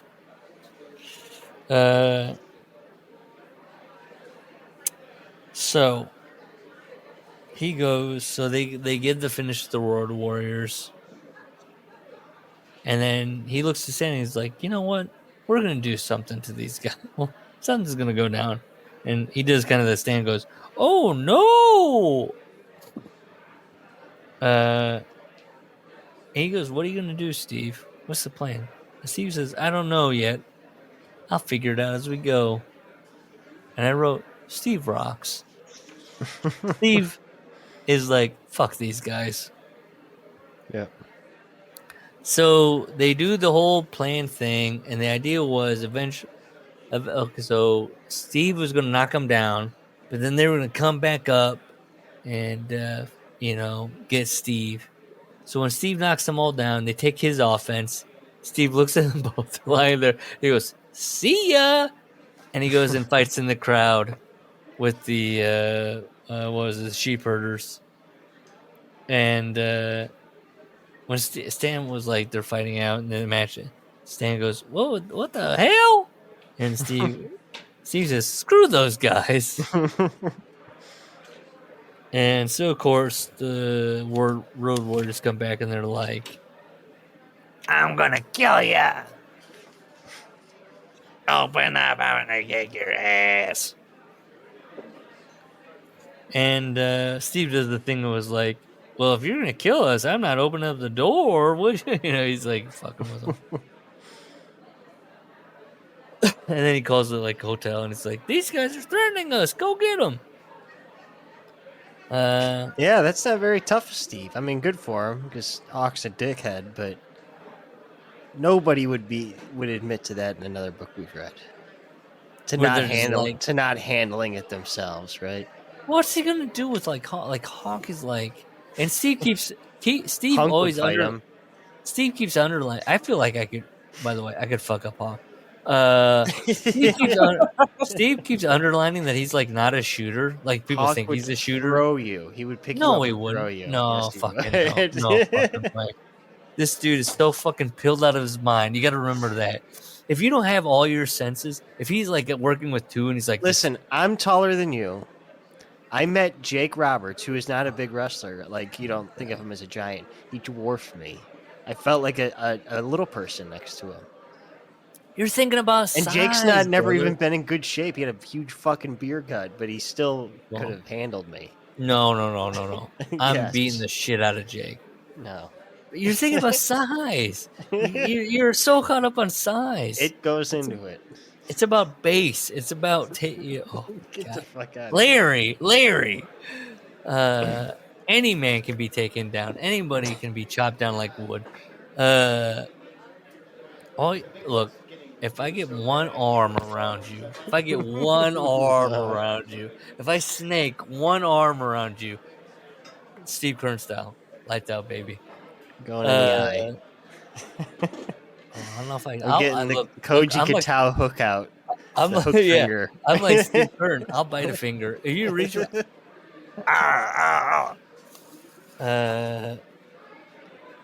So Hawk is okay. What did I write here? There's just nothing there. Seriously, what the was sizzle? Oh, well, the next morning, Hawk. I was talking. Well, yes, okay. This is what I was talking about. The road. I wanted to talk about the Road Warriors, the Legion of Doom, and why they were like kind of always push, but never like push. Yeah. Am I wrong on that? Attractions. Because there's nothing there. Like their whole thing. We said about the Wyatts. If you can't lose, then what the fuck are you gonna do? That's the whole concept. Like Hawk's going around going, "We can't lose. We were the," and you're looking at him and you're going, "Okay, but there's nothing." What do you like? They wanted to make that big. I'm sure they made money, but like not that big. Like they're not even thought about like. They're kind of like, no, right. Yeah, that was. If you really examine their, like, once we got to cable, not the fucking territory shit, their national stage presence. Yeah. Right, they never had a real extended run as the focal point of any. No, because they can't. For 3 months and move them on. They couldn't do they just didn't have that in them to like.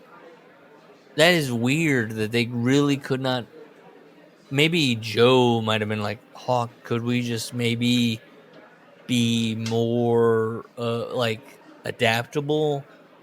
But apparently Hawk was always like, what's our win-loss record? Like we must okay, what's were they watching Goldberg and going, my God, what if this was us as a tag team? That's what we wanted. I don't know, Also, I do think about Brett thinking about Hawk was so distraught about Stu's death that he was like, "Honey, I gotta go. I gotta go." Such a weird. Well, he didn't kill himself. It was a heart attack. Well, yeah, but he was like, "I gotta go sleep forever." And Brett's like, "Coincidence?" I was like, "Yes, coincidence." He also told that story about how he popped a bunch of Placiduls before the SummerSlam '92 match. Nobody likes in a coma. Nobody likes Hawk. Nobody likes Hawk. I think they're all accurate statements. Well, everybody was just he was made me nervous. Everybody was made nervous by Hawk. He's the one. Him and Scorpio got in that fight in Korea. That's a good fight. I'd have paid to see that one. Well, he's also look. This is how I see Hawk. You know that video, the backstage video, where they're all the WCW guys, and Hawk's just he's like, he's the guy. He's the guy. The most. Yeah, he's the guy. He's hot. He's high. Yeah, you used to look at that guy and you're just like, okay. So when you're like, oh, you could. By the way, when you're like, you can't take Hawk. I'm like, there. I think I could take locker room. I think in that hotel room, in that moment, with Hawk going, I think I could snake my arm around Hawk. Okay, all right, enough of your fight. You're doing a bit. I'm just saying, put me in that room with Dusty Rhodes, and was Lex Luger's like, hey, I'm here. I'm high too. Hi. Luger has some good lines in that. Yeah, I like Lex. Okay. It's not a bit. It's not a Holy bit. God, hang on. Holy God. About Lex. I didn't choose to go up and meet him. I am so glad I did that because someone posted a video of how Lex signs things. He has to use both hands like he's got a fucking Ouija thing. That's how he moves the marker. And he's pretty good at it, but it's, heartbreaking to watch. Yeah, that would be hard to watch. I don't know if I could. Oh. He's got like scarecrow fingers where they're just sticks and they don't really move. I don't know what to say about that. Yeah, okay. Yeah, we know what you think. Oh, could we agree I can take Lex right now? Nope. Can we agree on that? Oh, okay. He's too big. He's too big. Yeah, he's like, if he stood up, he's 6 foot. Brother, you're not. He's still got that metal plate in that forearm. All it takes is one shot. Okay, so here we go. He's about to go in on Nick Bockwinkel, by the way. Nick Bockwinkel was an elite worker on the level of Harley Race. There was no comparison. That's how he's advertised. Working with Bockwinkel was like working with Jerry Lawler. Oof. Ooh. Yeah. Think about that. I don't know what he's. I don't. Bockwinkel was pretty all. awesome. Bockwinkel was all show to me. An imitation of Buddy Rogers in the ring, and not really in a good way. Has he not seen the Kurt Hennig 1 hour draw? A mid-western version of Bruno Sammartino. Oof.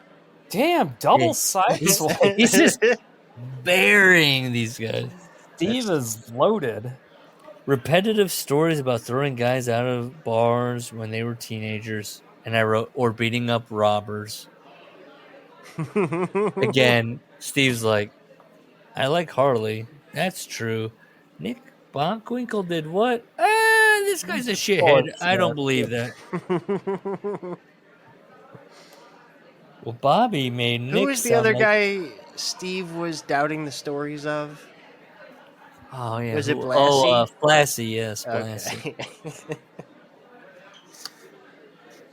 So Bobby Heenan keeps kind of going up to him going, Nick Bockwinkel thinks you guys are shit, by the way. Bobby made Nick sound like he was being a real dick towards us. So whenever he would wrestle Bobby or Nick Bockwinkel, he would just do like shit where he's like strumming his fingers and like taking him down, like doing like bits. And he says, Bockwinkel, he's very cocky and arrogant. He reminded me of Freddie Blassie in that respect. He doesn't. He doesn't like old. Also, he just doesn't like old guys. He doesn't like that generation. Yeah. Which is, can I say? I'm sorry. I'm gonna say it right now. Is CM Punk an outlier of a guy that's like an outlier? Wow. An outlier. Say it right. No, it's outlier. Outlier. He's the one guy standing. He's the one guy standing, going, "Guys, am I the old generation? These young guys here," and everybody's going, "No, nobody cares." What are you talking about? He's like, "Look at these young guys. Look at this." Who's he? Phil Brooks. Oh, okay, all right. He's saying, "Oh, look at these." Yeah, he's like, "Oh, look, I'm old. I'm so tired." And everybody else is like, "Yeah, I'm the same age as you. I don't give a shit. I don't know. They're fine. Everybody's fine." Am I wrong with this? He's like making this last stand. Like he's trying to do like the vet bit. Like, oh man. Look at these Nick Bockwinkles. He's like, there's no Nick Bockwinkles. You're doing it to young guys. What's happening? Am I wrong? I don't follow your point. Who cares? I care. This guy posted about Instagram stories where he was like, this right here. This is how wrestling should be. We've established that he didn't pick up all the points of the book. I concede that. So he's stupid. Say it. He's a stupid man. Say it. Say it. He's a stupid man. I did see some Reading video 0 where what did he lose? He lost something and Liv Morgan was nice enough to help him find it on the floor. It was another one of those questionable woman videos. I gotta give a Starbucks gift card to this gal. I think there was a Bailey one last weekend too, if I remember correctly. Oh, jeez. If he's burning a line through that locker room, good on him. That's all I want it to come out that. It'll redeem some of it in my eyes. He talks about working with Bruiser Brody, and he's very polite about it, where he's like, look, this guy's just going to beat the shit out of you, and then, like, it's fine. Whatever. What a stupid business. These really assholes are just... But it goes to that thing where it's like, if you're a big enough star, like, if I was a big enough star with Phil Brooks, I could be like, fuck you, and just, like, hitting him with elbows, and be like, great! Hurrah for me! But if I was like one peg under and I was like, I'm wrestling like this too, he'd be like, hold on a minute. Hold on. Right. Did you know that somebody else wrestles like this? Is like, I don't give what the fuck? It is a fucking bizarre, stupid business. Some people get caught up in. So AWA staff approached them and said, hey, you want action figures? And they said yes, and they got some action figures. I didn't know there were Fabulous One Remcos. And Steve does the thing where he goes into a toy store and buys all the action figures. And he goes, hey, it's me. And the guy goes, no, it's not. And he goes, he pulls out his license and he goes, that's me. And the guy goes, okay. No wonder you bought them all. And he's like, well, that's... I don't know if I would put that. Yeah, okay. But then what do they do with the action figures? Because they cannot beat the Road Warriors. They spend all their time on the road beating the Road Warriors with action figures. This is a time before cell phones and the internet. Like, you got time. Like, it's fine. Steve's just acting out little matches on the dashboard and covering Hawk with Stan Lane going 1, 2, 3, and he's going, there we go. There we go. Oh, there's a picture in here. Sorry, I just sent you guys the picture. Yeah. Steve goes, I don't think Stan and I ever saw a dime of the action figure money. Nice. Who did? Vern? Correct. Chapter 19. I have a Hogan. It's very prized. A Hogan Remco from the AWA. You in the package? No. Oh. Sally Jesse Raphael. You guys remember her? I do. The red glasses. The red frames. We desperately tried to find this. This is out there. I tried to find it. He thinks I actually kissed. I think I actually kissed Sally Jesse Raphael. Oh, I'm sorry. This was just Stan and him on here. Yeah. Okay. Yeah, I could not. I thought it was the.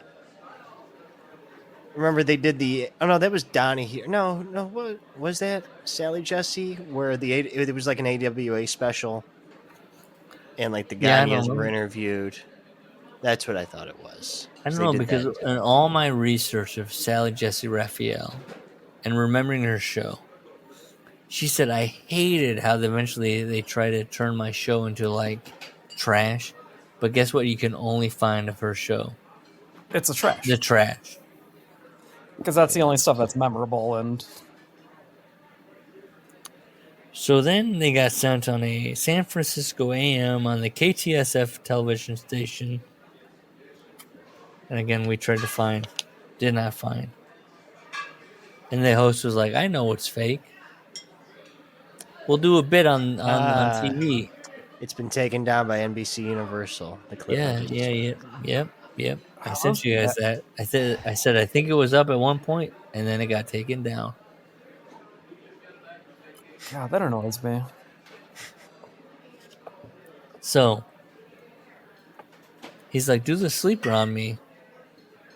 And he's like, okay. And Steve's thinking, Vern's going to love this. He's going to love me shooting on a guy. And he does. So much so that he used that same move to murder somebody. And he puts the picture of the guy, of him choking out the guy. I guess. And the guy gets mad and he's like, "What the hell?" So he pulled a Belzer. Yeah. Yeah. And this is possibly my favorite story of the whole book. Stan and him go to San Francisco, and they go, "Look, let's go onto a street that's known for a meeting place for gay guys. I want to see if we can get hit on." I'm like, I love this. So they're walking around, no one's hitting on them. And then Stan's like, "What the hell?" Stan go, "Everyone probably thinks we're a couple, and they want to be respectful of our relationship." And Steve was like, "You're right." And then he dives into Stan's reputation as a ladies' man. He was the gangster of love. And Steve thinks, Stan's secret, he could dance. He's dancing all over these towns. But also, by the way, Stan was actually dating Vern Gagne's daughter, Kathy, who Larry Nelson would tell us was dating just about everybody. Well, who was it? Hogan said she had a nice rack, but her face looked like Greg. Oh my Correct. God. Jeez. And who'd she date? Scott Hall, right?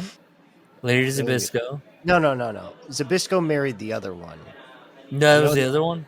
There were that two Gagne daughters. The one Hogan was talking about, the one Vern wanted to fix him up with, was not the one Zbyszko married. I'm going to Google this, because I'm pretty sure Cathay. Is she? Can we get her? Lawrence Whistler. Cathay Gagne still alive? Can we get her? Probably not. Not after this. Okay, Zbyszko married Kathy. But the other one was...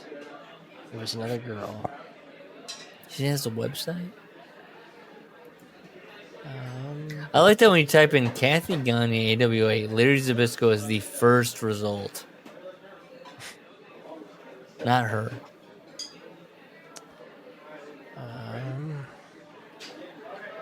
Did you know that Dave Meltzer's wiki page is like locked down because so many people try to like edit it? What is? Dave Meltzer's wiki is apparently locked down because so many people try to edit it. Kathleen Gagne. Tim Zbyszko.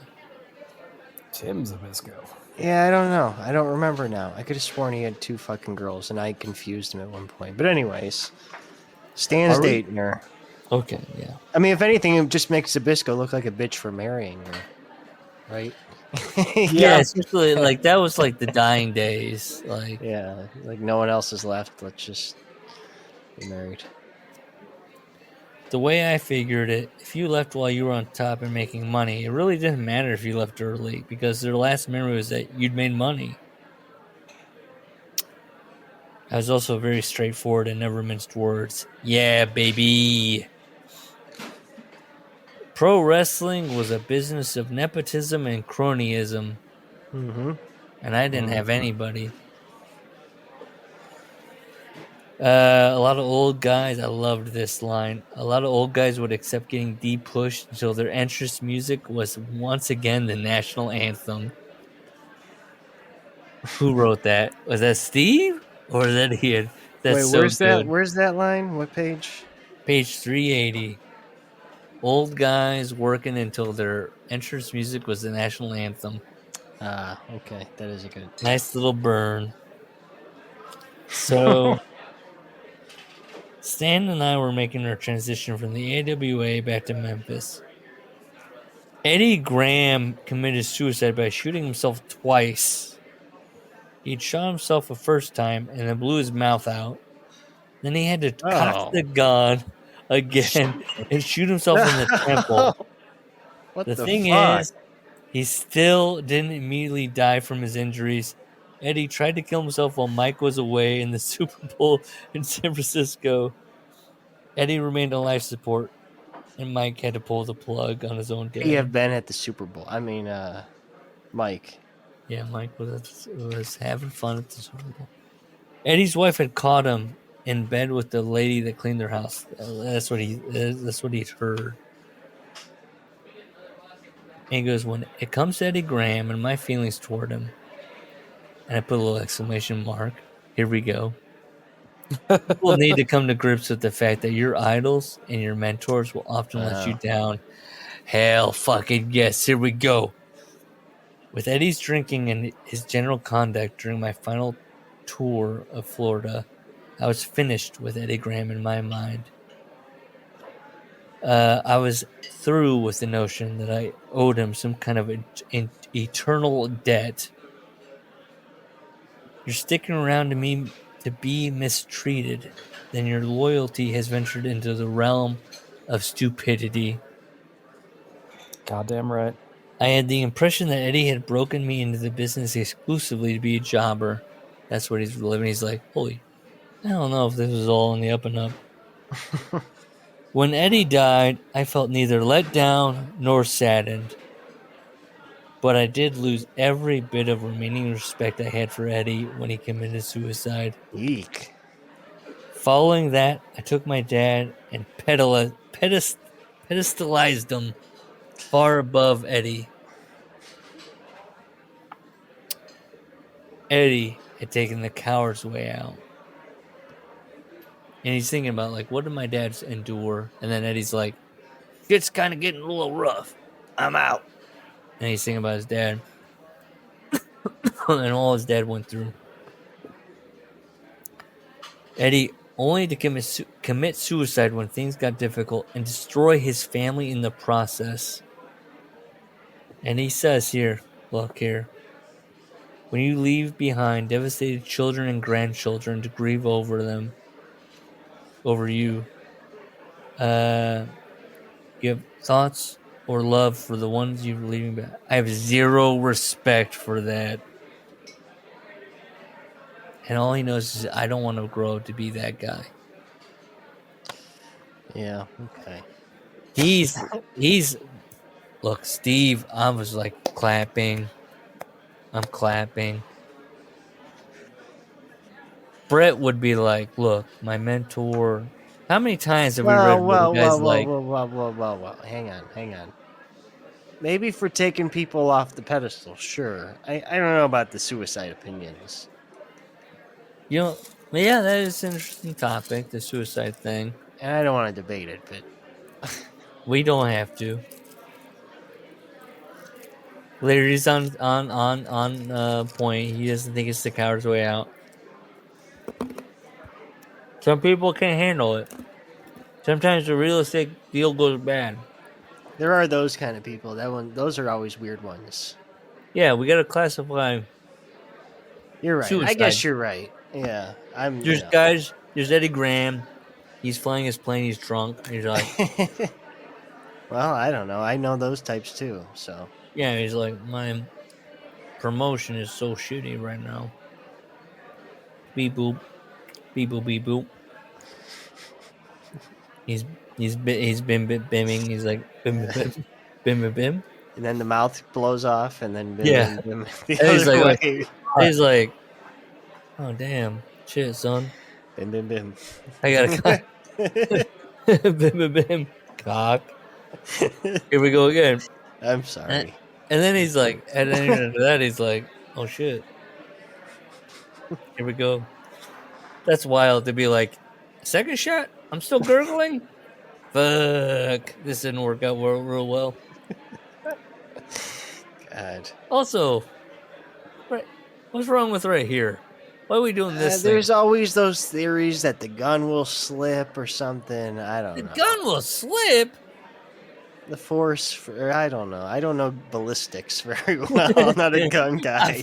I'm not Dexter. I'm not lining out the red yarn to the blood splatter. Gus is awfully quiet. Where do you stand on this? Eddie Graham. Suicide? Yay or nay? That it was a suicide?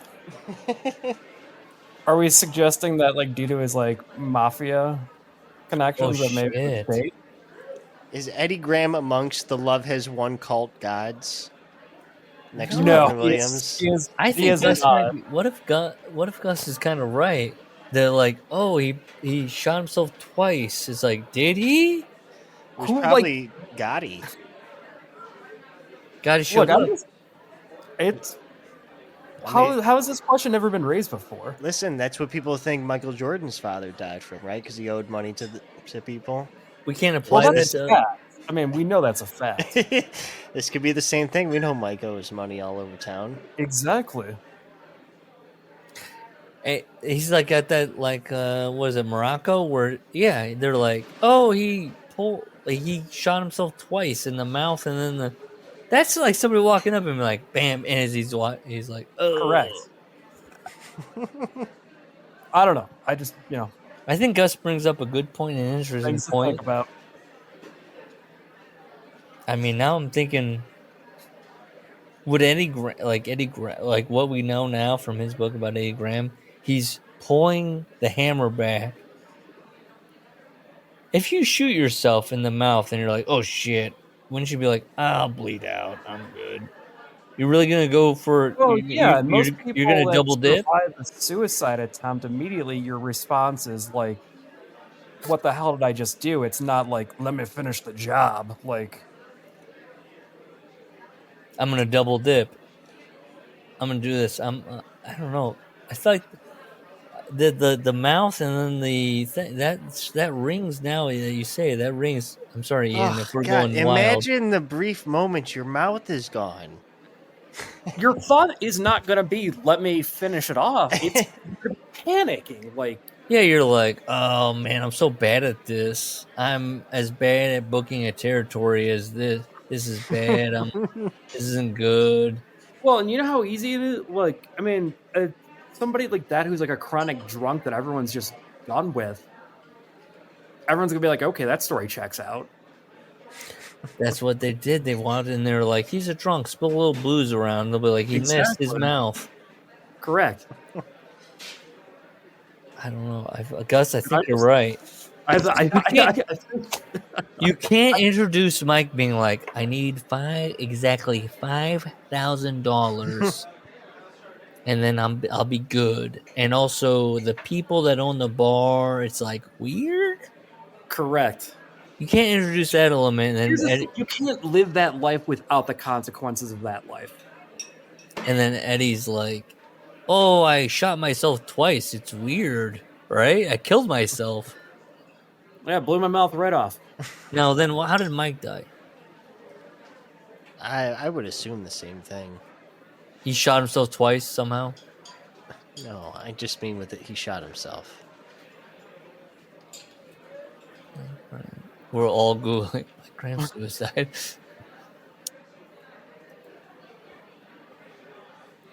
Yes. To the head. So they were like, this one's got to be cleaner. Yeah, it was the back of the head. Yeah, was he watching TV? Yeah. And he was like, I'll do it. I think that's the back of the... Wait, he shot himself in the back of the head? No. He's joking. Oh, okay. I was like, wait a minute. We're on to something here. Hold on. The Graham family was taken out. Alert the police. I don't know. Just throwing some theories out there. Just asking questions. Correct. Here we go. Jarrett. Yeah. He has the new fabulous ones. Is Eddie Gilbert and Tommy Rich. Tommy Rich absolutely hated being tossed into the Fabulous Ones revival group. And he says, look, that's tough. They're doing a Vince McMahon stupid ass idea of being like, it's the same thing, right?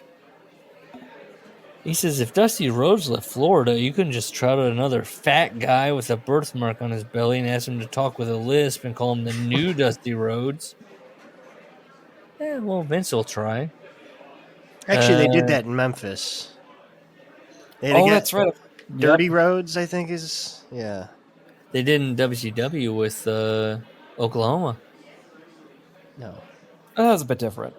No, Memphis had like a straight up like dusty, like it was egregious. I called the same. Dirty Roads, New Diesel, New Razor, Oklahoma. Yes. A parody's different. Then Steve says, it's like Jackie Fargo said, often imitated but never duplicated, Daddy. And I thought, does Steve really think Jackie Fargo came up with that? He didn't say he came up with it. He just said he often said it. Well, he's like he said. Yeah. Usually when somebody goes, like he said, I'm like, look, have I told the story of some buddies of mine arguing over Goodnight Sweet Prince? And some people going, it was like, oh, it's from SpongeBob. Oh, it's from this. And I was like, eventually I lost my mind. I was like, it's Hamlet. Stop arguing about it. I've done that before, though, like especially with The Simpsons, where I was like, "Oh yeah, that was totally from The Simpsons." Like as a younger person, somebody's like, "It's Big Lebowski." No, it's SpongeBob. I was like, and I'm like over in the corner going, "Can't do this anymore. Why am I with what?" That happened. Somebody's in the restroom shitting on the floor, picking it up with paper towels. I've had that moment oftentimes when people are debating something and I know they're wrong, and I'm just staring at myself thinking, how long can I go before I butt in here? And you scream, it's Hamlet! Hey, stop it! We were both concerned. Oh yeah, they're worried about pay, which is fair. They're going to dying territory. And because Steve was like, let's be the ones that walked out, he's like, Stan, you got this, right? And Stan was like, yes, I got this. And they get guaranteed downsides. They're going to be making the same amount of money no matter what.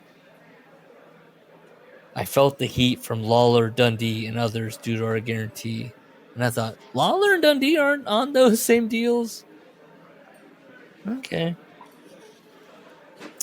But it soon became painfully obvious that we simply didn't have the star power that we'd once had. And he attributes this to a number of factors. One being that when they left, the Memphis territory buried them. And the commentary was like, oh, they're too big for their britches. They're going over to other territories. They don't care about us. And also then he said, the fans are probably thinking, they're probably just going to go somewhere else eventually. And he's like, that's true. I missed Florida. I wasn't counting the houses anymore with the head counter like I used to. With our payoff guarantee in place, I no longer cared. Fair enough. And he writes here like, so was Punk against his guaranteed contract? I didn't write a note about that. But okay. I did think no, let's talk about that. Because of this book. You did. Let's talk about it. Because of this book. Now we got guys out there talking about guaranteed contracts and how they're wrong when it makes no sense. It makes no sense what he's talking about, that they're wrong. I'll leave it at that. Gus, you agree? Sure. With more bass in your voice, because I know you agree. Gus, yeah, absolutely. Thank no you. Question. No question about it. So he's telling Jared, like, look, if you don't want to book me, if it's not worth it going to the town, don't book me. And so then remember these promoters where he's like counting heads, and they're skimming off the top, and now they're getting they got to get paid out of the gate.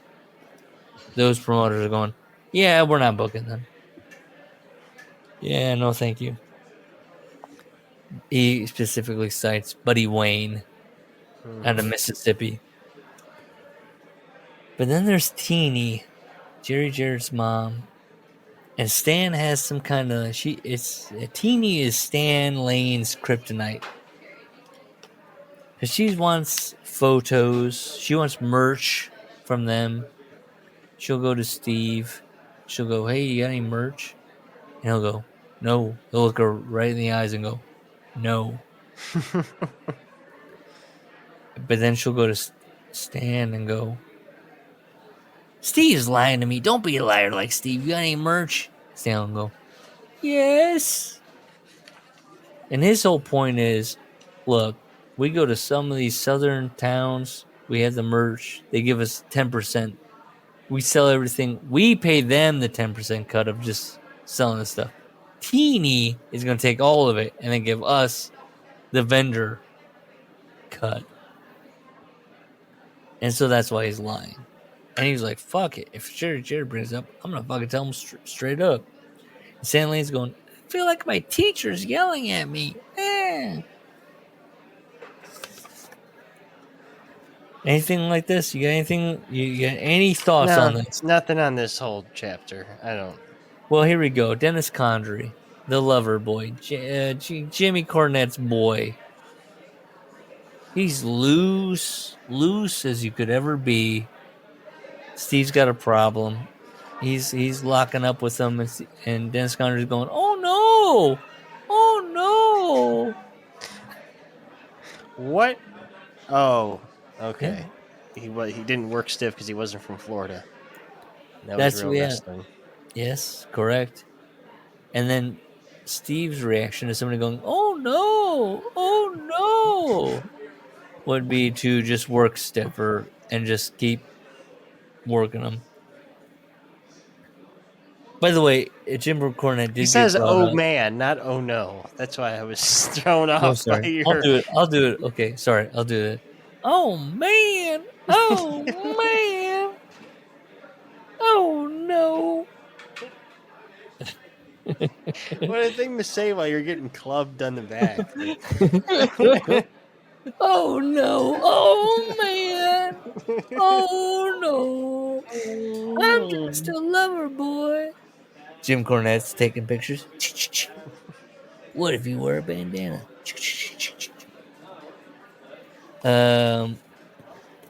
He's in it by now. By the way, and yes, I'll say it one more time. The amount of times that Steve Keirn is like, I work stiff with these guys, and fuck these guys that don't want to work stiff. And I'm sorry. It's got to live in infamy. I'm going to put it on now. Phil Brooks going, Hangman was going to shoot on me. I was scared for my life. It was going to ruin the match. I thought this guy was going to fuck with me. Hangman Page. Public school teacher Hangman Page. Okay, moving on. What? He knows himself. CM Punk, that's like... He knows himself. He knows he'll get worked because he got worked by a writer. So he knows he'll get worked by his school teacher. He's on high alert. Yeah. He's like, oh no, that's why I slipped on that when I tried to do his... Pathetic. Bum. Loser.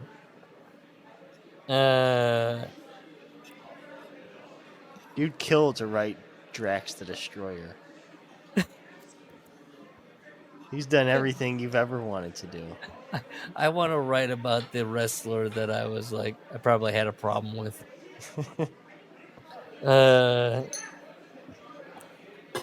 He's like, why wasn't I Star-Lord with my bangs? So Kurt Hennig flies into Memphis. He's never been to Memphis. You got a rib alert. Yeah, for a rib alert. Rib alert. And at this point, Steve is like, you got to make friends with the cops, baby. So he gets a big old redneck for Kurt. And they make up a warrant. They have the picture of it in the book. For pulling a hawk. And it's for pulling a hawk. It's for Kurt Hennig, but it's K-U-R-T. And he puts it for statutory rape. Why would Steve ever think that's a thing that would maybe be plausible? Good question. And so the guy's giving him a hard time. The cop's giving him a hard time. And eventually Steve pulls up and he's like, what's going on here? And Kurt's like, they're arresting me for statutory. And Steve, God bless him, and I acknowledge this and I love it, goes, Kurt, I'm telling you to stay away from those young girls. Leave them alone. So then Kurt's face is like, God damn it, I'm not even getting help from this guy that knows me. And eventually they go, look at me, I signed the warrant. It's me. I'm the culprit. So there you go. My God, are we going to finish this thing? You want to take a break? No. There's one. There's the epilogue. Power through. There's the epilogue. Yeah, he. Do you want to take a break and then we finish it off? No. God, you're going to make me do this when I got to piss? Yeah. Okay, here we go. Financially, it's epilogue. Financially, the Memphis territory was on its ass. Steve is contemplating leaving the business. He does not want to be an old wrestler. I feel like Brett was also like, look at these old fucks. I feel like a lot of the guys. No one ever wants to be the old guy still working. Yeah, everybody looks at those old fucks and goes, oh, God, yuck. And then they are.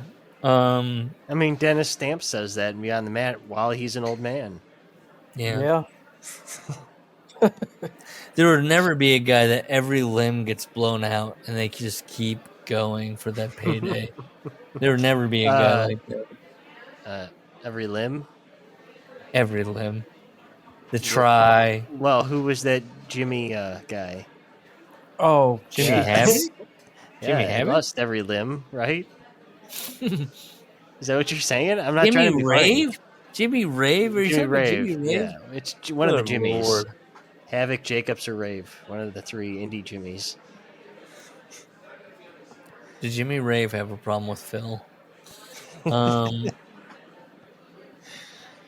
What did we think about the ICP random?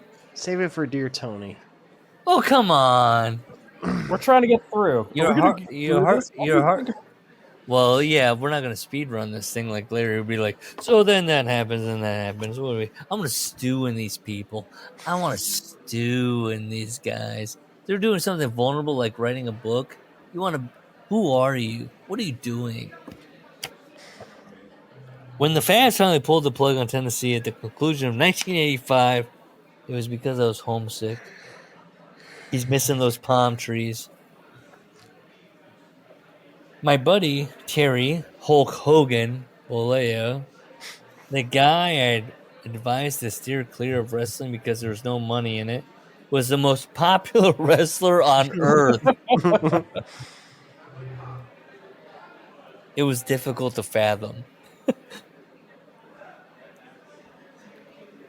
What? I mean, you see, you know Terry from high school. He's playing the bass, and then you see him like making oodles of money, and he's doing this. He's just like hulking out. He's fucking. Or you're just like, God damn, he figured it out. Fuck, hell yeah. Or you just like, that's not Florida wrestling. I mean, I think the human responses should have been me, like by him. But does Steve have it in him to be like, brr, brr?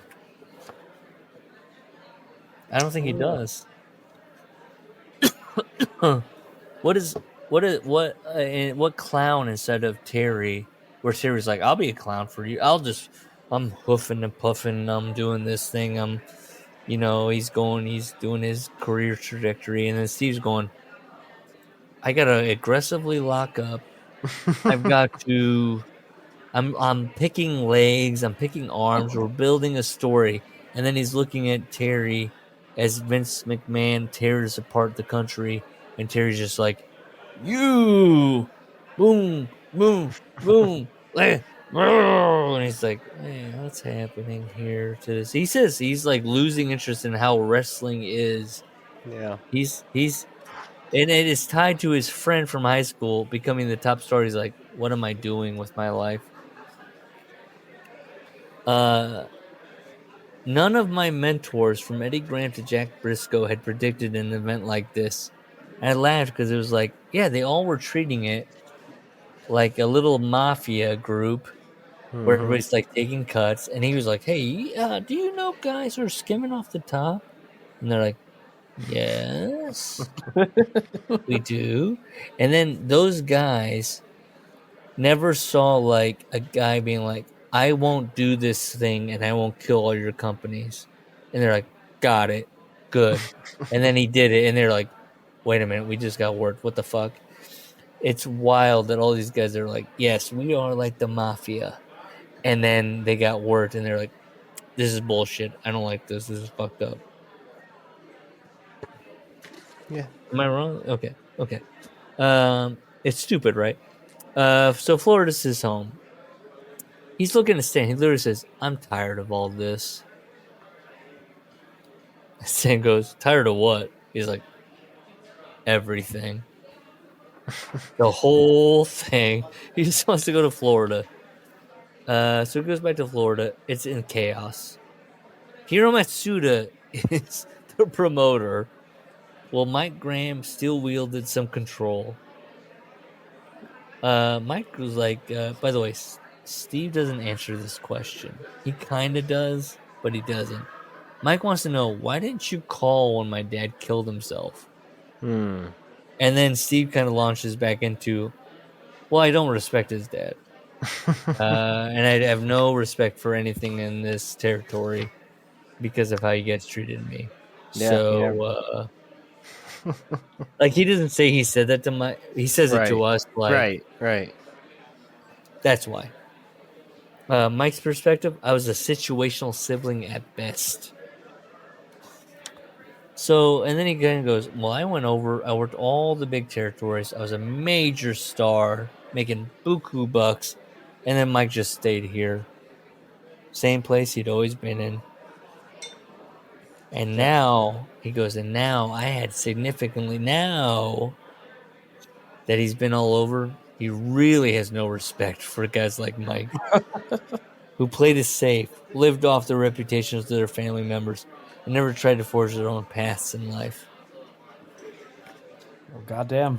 Which is why you got to respect, the Young Bucks, Hangman Page, those guys that really came out and did their own thing and created a company.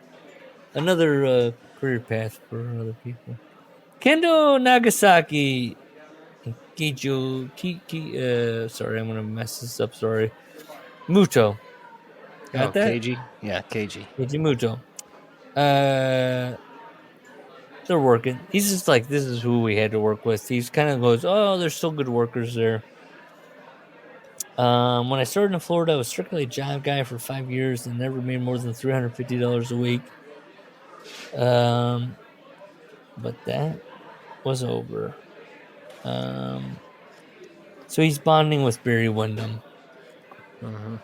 Which is kind of, I was like, really? Because he kind of is like, fuck these guys with the families. Yeah. Well, Barry went out to different parts of the country, though, and it wasn't necessarily like he was a Nepo baby or anything. And he's another guy who went up north and wanted to come back down. Yeah. He missed the palm trees, the sweet tea. Yep. That's a question. If we ever interview Steve Keirn, sweet tea, he's a big sweet tea guy. He's got to be, right? We didn't ride together often or hang out at all during this time. He's talking about Mike. We no longer went fishing together. No boats, no aquatic toys. My loss of interest in wrestling was like Gus and Wilson right now. It was a slow burn. He's working with Luke Williams and Butch Miller. And then he's working with Barry Windham and Mike Rotunda. They work Wrestle Rock. And he's just like, this is all sad. And he's just saying, like, Vince is like, he's just laying out. Vince is just like annihilating. And then, like, people are just kind of trying to make scraps of it all. And he's kind of seeing the writing on the wall. He's getting his Has he talked about it yet? Maybe not. Okay. Stan's running with Lex Luger. He said, "Hey, I wrestled Ric Flair for the heavyweight title. It's DQ. That's fun, right?" That's he lives into that like. Barry Windham's helping him study he wants a real estate license.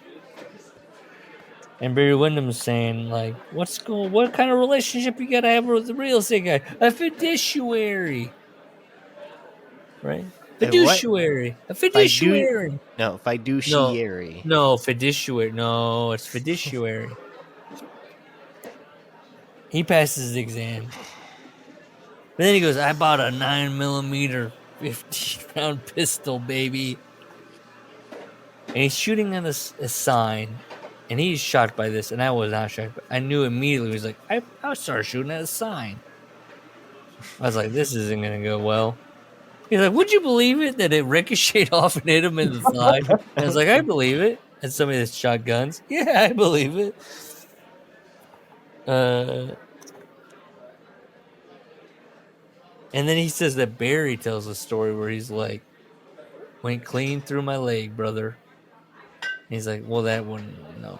I like that Barry also, he says, poured beer on it. That alcohol, that's not doing what you think it's doing, Barry. What a weird move. It's alcohol. Not that much.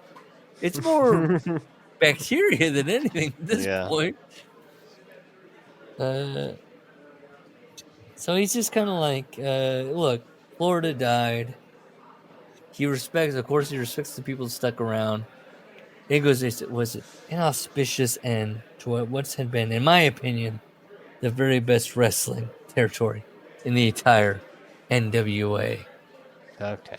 Which, by the way, Steve, everyone in every territory was like, this is the best. And I was going to say we wouldn't know because we can't fucking watch it.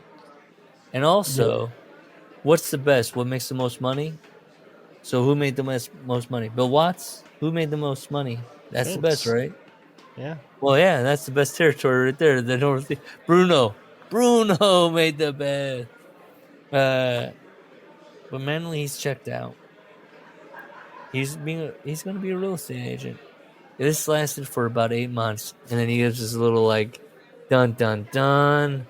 Time makes fools of us all, and soon, alligators, clowns, failure, recovery, more failure, more recovery, and then total redemption. Stay tuned, folks. There's more volumes coming. And then we get an afterword from Natalia. Oh, that's right. Okay. I was hired by WWE in January of 2007. Wow. 17 years. Yep. And look, I might bury her a little bit here, and I apologize. Hey, what is Steve's opinion on the nepotism thing? It's a shortcut. Okay, I'm sorry. I know I'm being mean. Well, she says Steve was like a father figure to people who didn't have a proper father figure. I don't. Yeah. But, Interesting. Noted. What did I say about Bob Backlund? He did crack? It's not related. I'm sorry. Go ahead. Oh, okay. Look, the Florida baseball video with Jim and Brett is not good. Oh, one of my favorites of all time.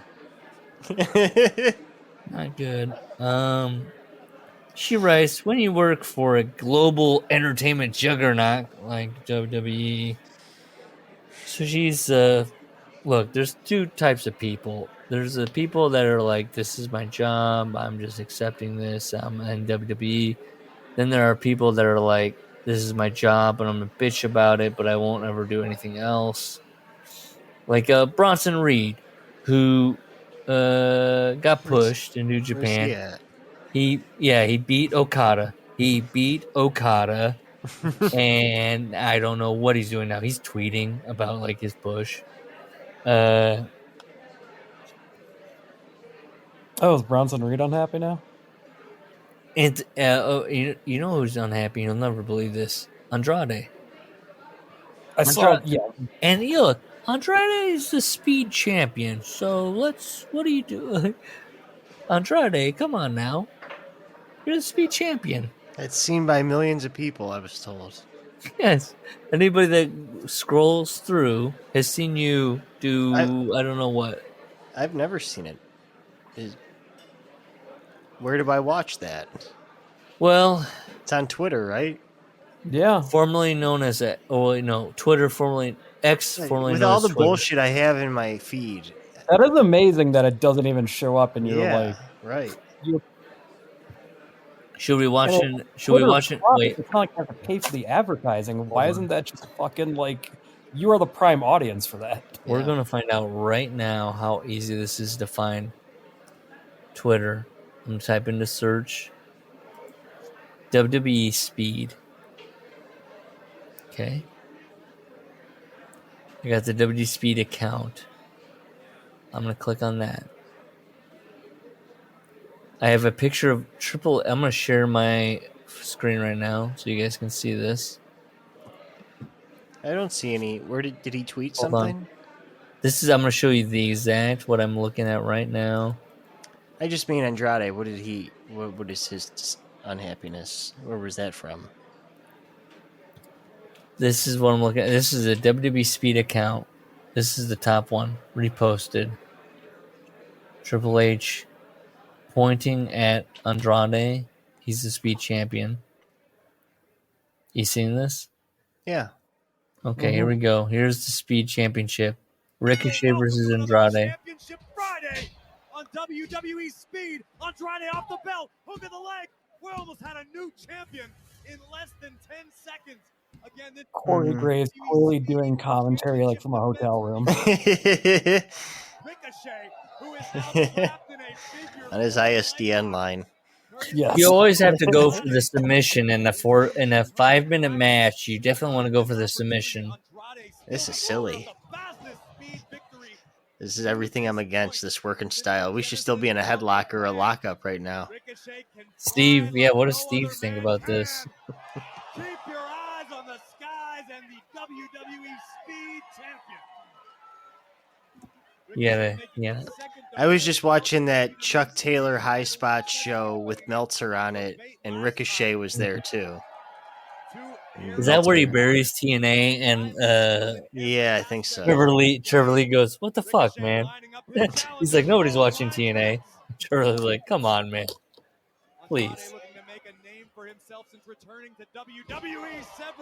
Oh, because they do that on the show. I was trying to think. They asked Meltzer if he could beat up Cornette. And could he? I don't think so. Oh, come on. I can't see Dave fighting. Oh, I could go Dave into a fight.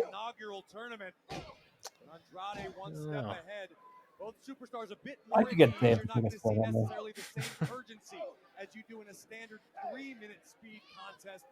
Oh, a standard. Oh, this is a championship match, so it's 5 minutes, not 3 minutes. Wow. I've done those before. 3-minute speed contests.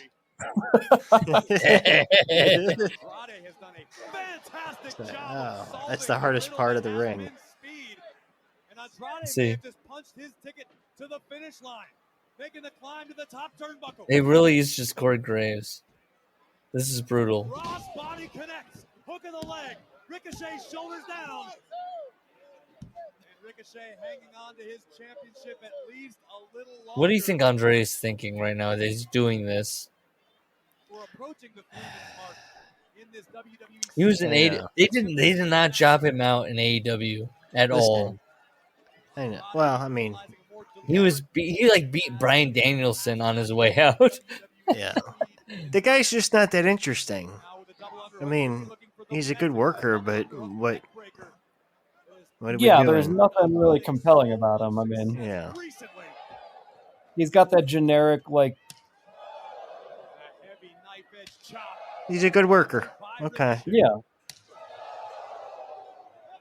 Seesaw battle. Ricochet answers with a kick of his own. Boot right to the jaw and... Wouldn't any wrestler that watched these matches were like, "This is how I beat the guy," and I just got to do the exact same move. It is a stretch, kayfabe wise. Yeah, to be like, But I don't know. I guess you're. Yeah, I don't know. Ricochet has won the championship proudly. What do you think about that? I mean, belt? well, no. Listen, a 1-round UFC match is going to look different than a 5-rounder, right? They would try harder. Sure. See, the funny thing is, though, I don't mind the concept of rounds. Like, just took the air out of Ricochet's sails. Andrade thinking about showing Ricochet some shadows. Wow, look at all this thigh slapping. We're killing time in a 5-minute match here. You got to get your shit in.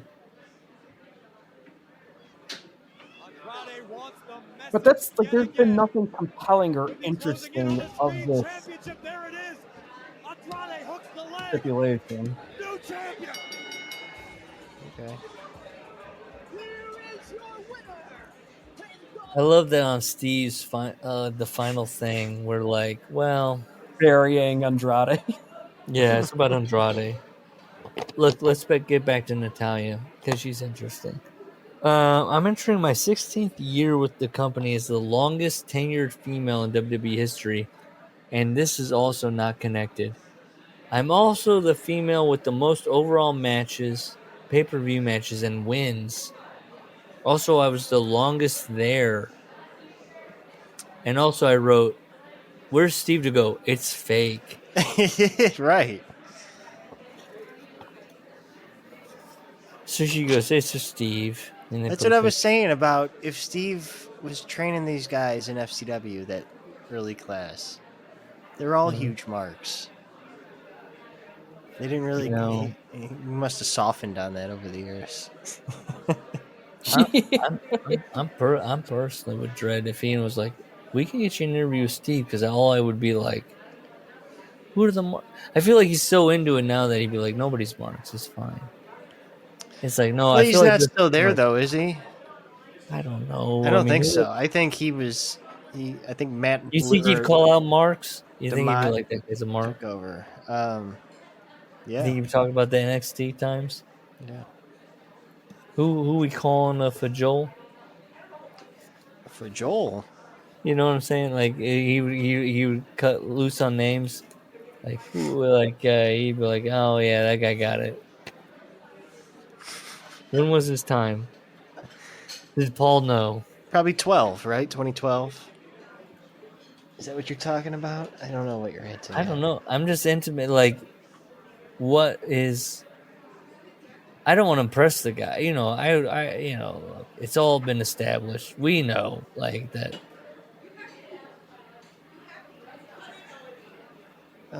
7 to 12, he trained FCW. When did Bill DeMott? That's what you got to Google. I think he took over for DeMott. I mean, DeMott took over for him. So you had this guy. Wait, no, because Kenny was... Didn't Kenny train under DeMott in FCW? Or did Kenny not like Steve Keirn? I really like Steve. Kenny didn't like Jim Cornette. I know that. That's a good question. I don't know where DeMott figures in. Do you ask Steve Keirn, what do you think about Kenny Omega? You do. I think I don't know. He likes the athletic. He looks like he hits hard. I don't know. If I have a quick round with Steve Keirn, and it's just like I'm gonna say a wrestler's name, and you give your opinion, I'm definitely hitting up like Omega, MJF.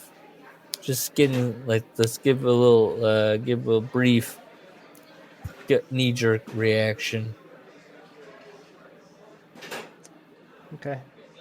Don't you think on Steve Keirn? I don't know what else. What are you saying now? I'm losing. We haven't even read Volume 2. Like, what about Keirn? What about having a round with him? I would do a lightning round of like, would you know? I'm gonna say some wrestler names. Boom, knee jerk reaction. Okay, yeah. Omega, sure. MJF. God, Billy Gunn. I'll just throw that name out there. Okay. Piece of shit. Dick. Yeah. Who knows? Who knows what he would say? I mean, yeah. Did they ever? He's with the Acclaimed. Sean's gonna come at you for gimmick infringement. Who's Sean? Sean Oliver. Rossett? Oh, Sean. Does he do like lightning round? What do you think? He does the dick bag, right? Where if someone's a dick or not, he just names names. Oh, I don't want that. I just want to know. I just want knee-jerk reaction. He invented that. Now, after listening to interviews with Ian, he's very close to the. He will not name names. We are not going to get any hot goss from Ian, which is fine. I'm locked and loaded. Why? What do people try to pump him for? What do you mean by that? I mean, he's even gone as like, oh, a wrestler came up to Steve. I don't want to say who, but he was like, "Do you recognize me?" He was a known wrestler, and Steve was like, "No, I don't recognize you." And that wrestler was offended. He's like, "I don't want to name names because I don't want to." Ian's not going to burn bridges. We're not going to get any like hot goss. So Why do you keep saying that? What is this? Hot goss? Yeah, is that a thing? Yeah. Okay. Yeah, hot goss. We're not gonna like. Nobody's gonna go. Ian, there's not gonna be There's not gonna be like a aggregator link that says, Ian Douglas says Steve Keirn said this guy's a fajol. He's not gonna do it. Ian's not gonna give up people. He's gonna be tried and true. Okay. Jeez. He's not of the business yet, is he? I would say Ian is of the business. He's rubbing shoulders. He's in the business. He's not Sean though. No, I don't think he's gonna work like Sean, where he's like, I can't possibly answer that. Who knows? I just mean, that story. Yeah, right, yeah. Sitting there doing this, he's kind of like moving in his chair, which is. We might have to put that video on YouTube. Do we? He might. Just his portion is being like, yeah. Well, thank you, guys. Yeah. What is my steak choice? The King of Comedy. Let's talk about the King of Comedy. It's a good movie. Yeah, it was a good answer. He had some good answers. And then we got that boring fucking story about Don't even get me started about what was it? The guy from South America or something? The stories that have not been told. Yeah. Yes. Sean's I was hoping he would say something like "Big Boss Man" and then leave it at that. Instead, he was like, "I'm pitching a Netflix show about the son of was it a drug dealer? I don't remember. Because were we talking about who's the Narcos guy? Pablo? What did he even say when I was like, "Do you have any fantasy casting?" Was he like, "Who knows? What do you think?" He acted like he couldn't remember the characters. You don't remember Sclafani and Kathy? Come on, you bitch. Sclafani's like, "Oh yay." Are we done? I don't know. Do you want to do something else? It's very late. I would like to watch the Donahue episode that Vern's on, but it's too late. Okay. Oh yeah. So the book is over. So we're gonna do the interview with Ian, right? I think we should also do the. Oh guys, just to show you, I'm not playing. Hold on. What are you doing? I'm typing in such a Florida Wrestling Legends Wrestling Roundtable. Didn't they do that on the? You're right. We do still need to do that on the Tales from the Territories. So don't type in Roundtable. Just type in. Florida. I have it right here. It's almost 2 hours long. It shouldn't be. No way. It's only a 1 hour show. Why is Billy Graham a part of it? Greetings from the Sunshine State. Well, he was kayfabe brother of Eddie. That's how he got the name. Terry Funk's in there. Who else is there? Mike Graham is sitting there, sleeveless. No. You're not talking about the right thing. This came out 2 years ago. Mike Graham would have been dead. Well, I'm looking at Florida Wrestling Legends Roundtable 2011. Greetings from the Sunshine State. I mean, I'm sure that's fine, but I'm talking about the Dark Side of the Ring guys. No, I want to watch the one from the WWE. No, but it goes way into Steve Keirn. He's on there. Oh, Steve Keirn's on the Dark Side. Yeah. It's not Dark Side. We don't want to watch the one that doesn't have Steve Keirn, where it's like Mike Graham in a sleeveless blue. God, these tattoos on there are so shitty. It's Bill Apter is moderating it. Oh, that's got to be terrible. Come on. Oh, here we go. Okay, we'll share it briefly here. Okay. No. I got air police chasing me. I got security running at me. I run right through all of the people, blow them out of the way. This is Steve grab talking. him in my arms, and I'm crying like a baby.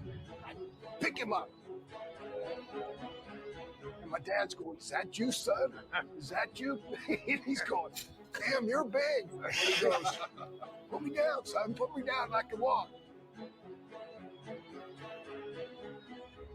I can't even describe what an emotion it was to realize all the things that he had gone through and he had survived, and there he was. See, son, I guess that's the basic difference between you and me. You look up to your father as a hero and with a great deal of respect.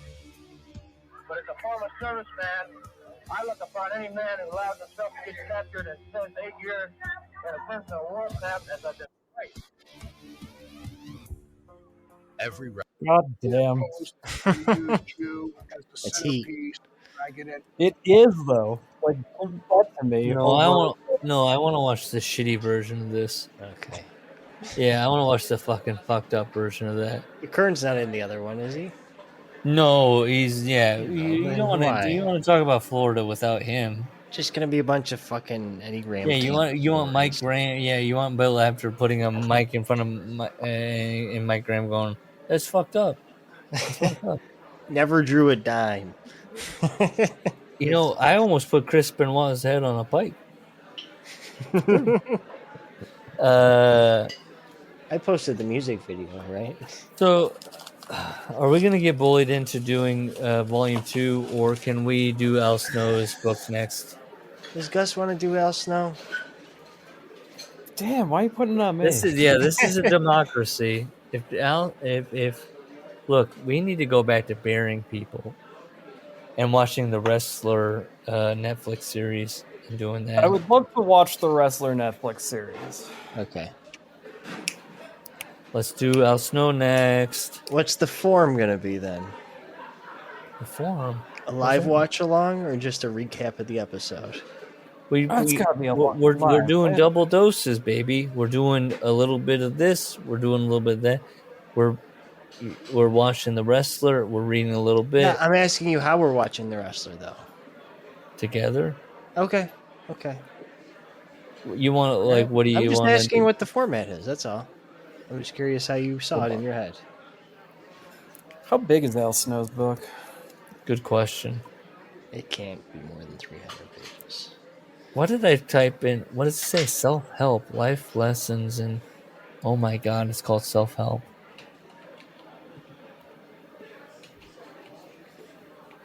Yep. Now, it's Ross Owen Williams, somebody that's in the Hall of Fame. That's a friend of Ian's. I don't want to bury Well, he him. wrote the Bob Holly story. And okay. I thought Ian wrote the Hornswoggle book. He did? Yeah, I thought so too, yeah. No, so did this other guy. So did Ross. Okay. So yes, he is an Ian friend because they both wrote. No, Ian. They tag teamed Hornswoggle's book.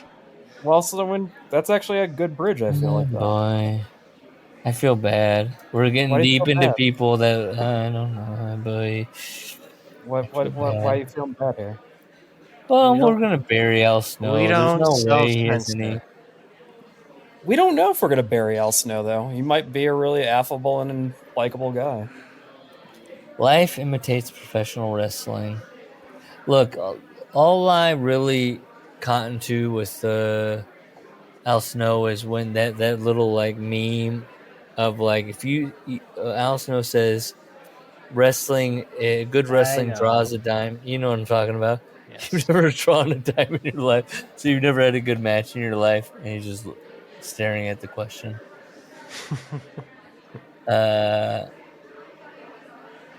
Life imitates. Was it? This is from Eric Bischoff. Al has a great instinct for both. Okay. What are the reviews of this? I know we're gonna hit, as always. We're gonna hit this. Well, we'll see.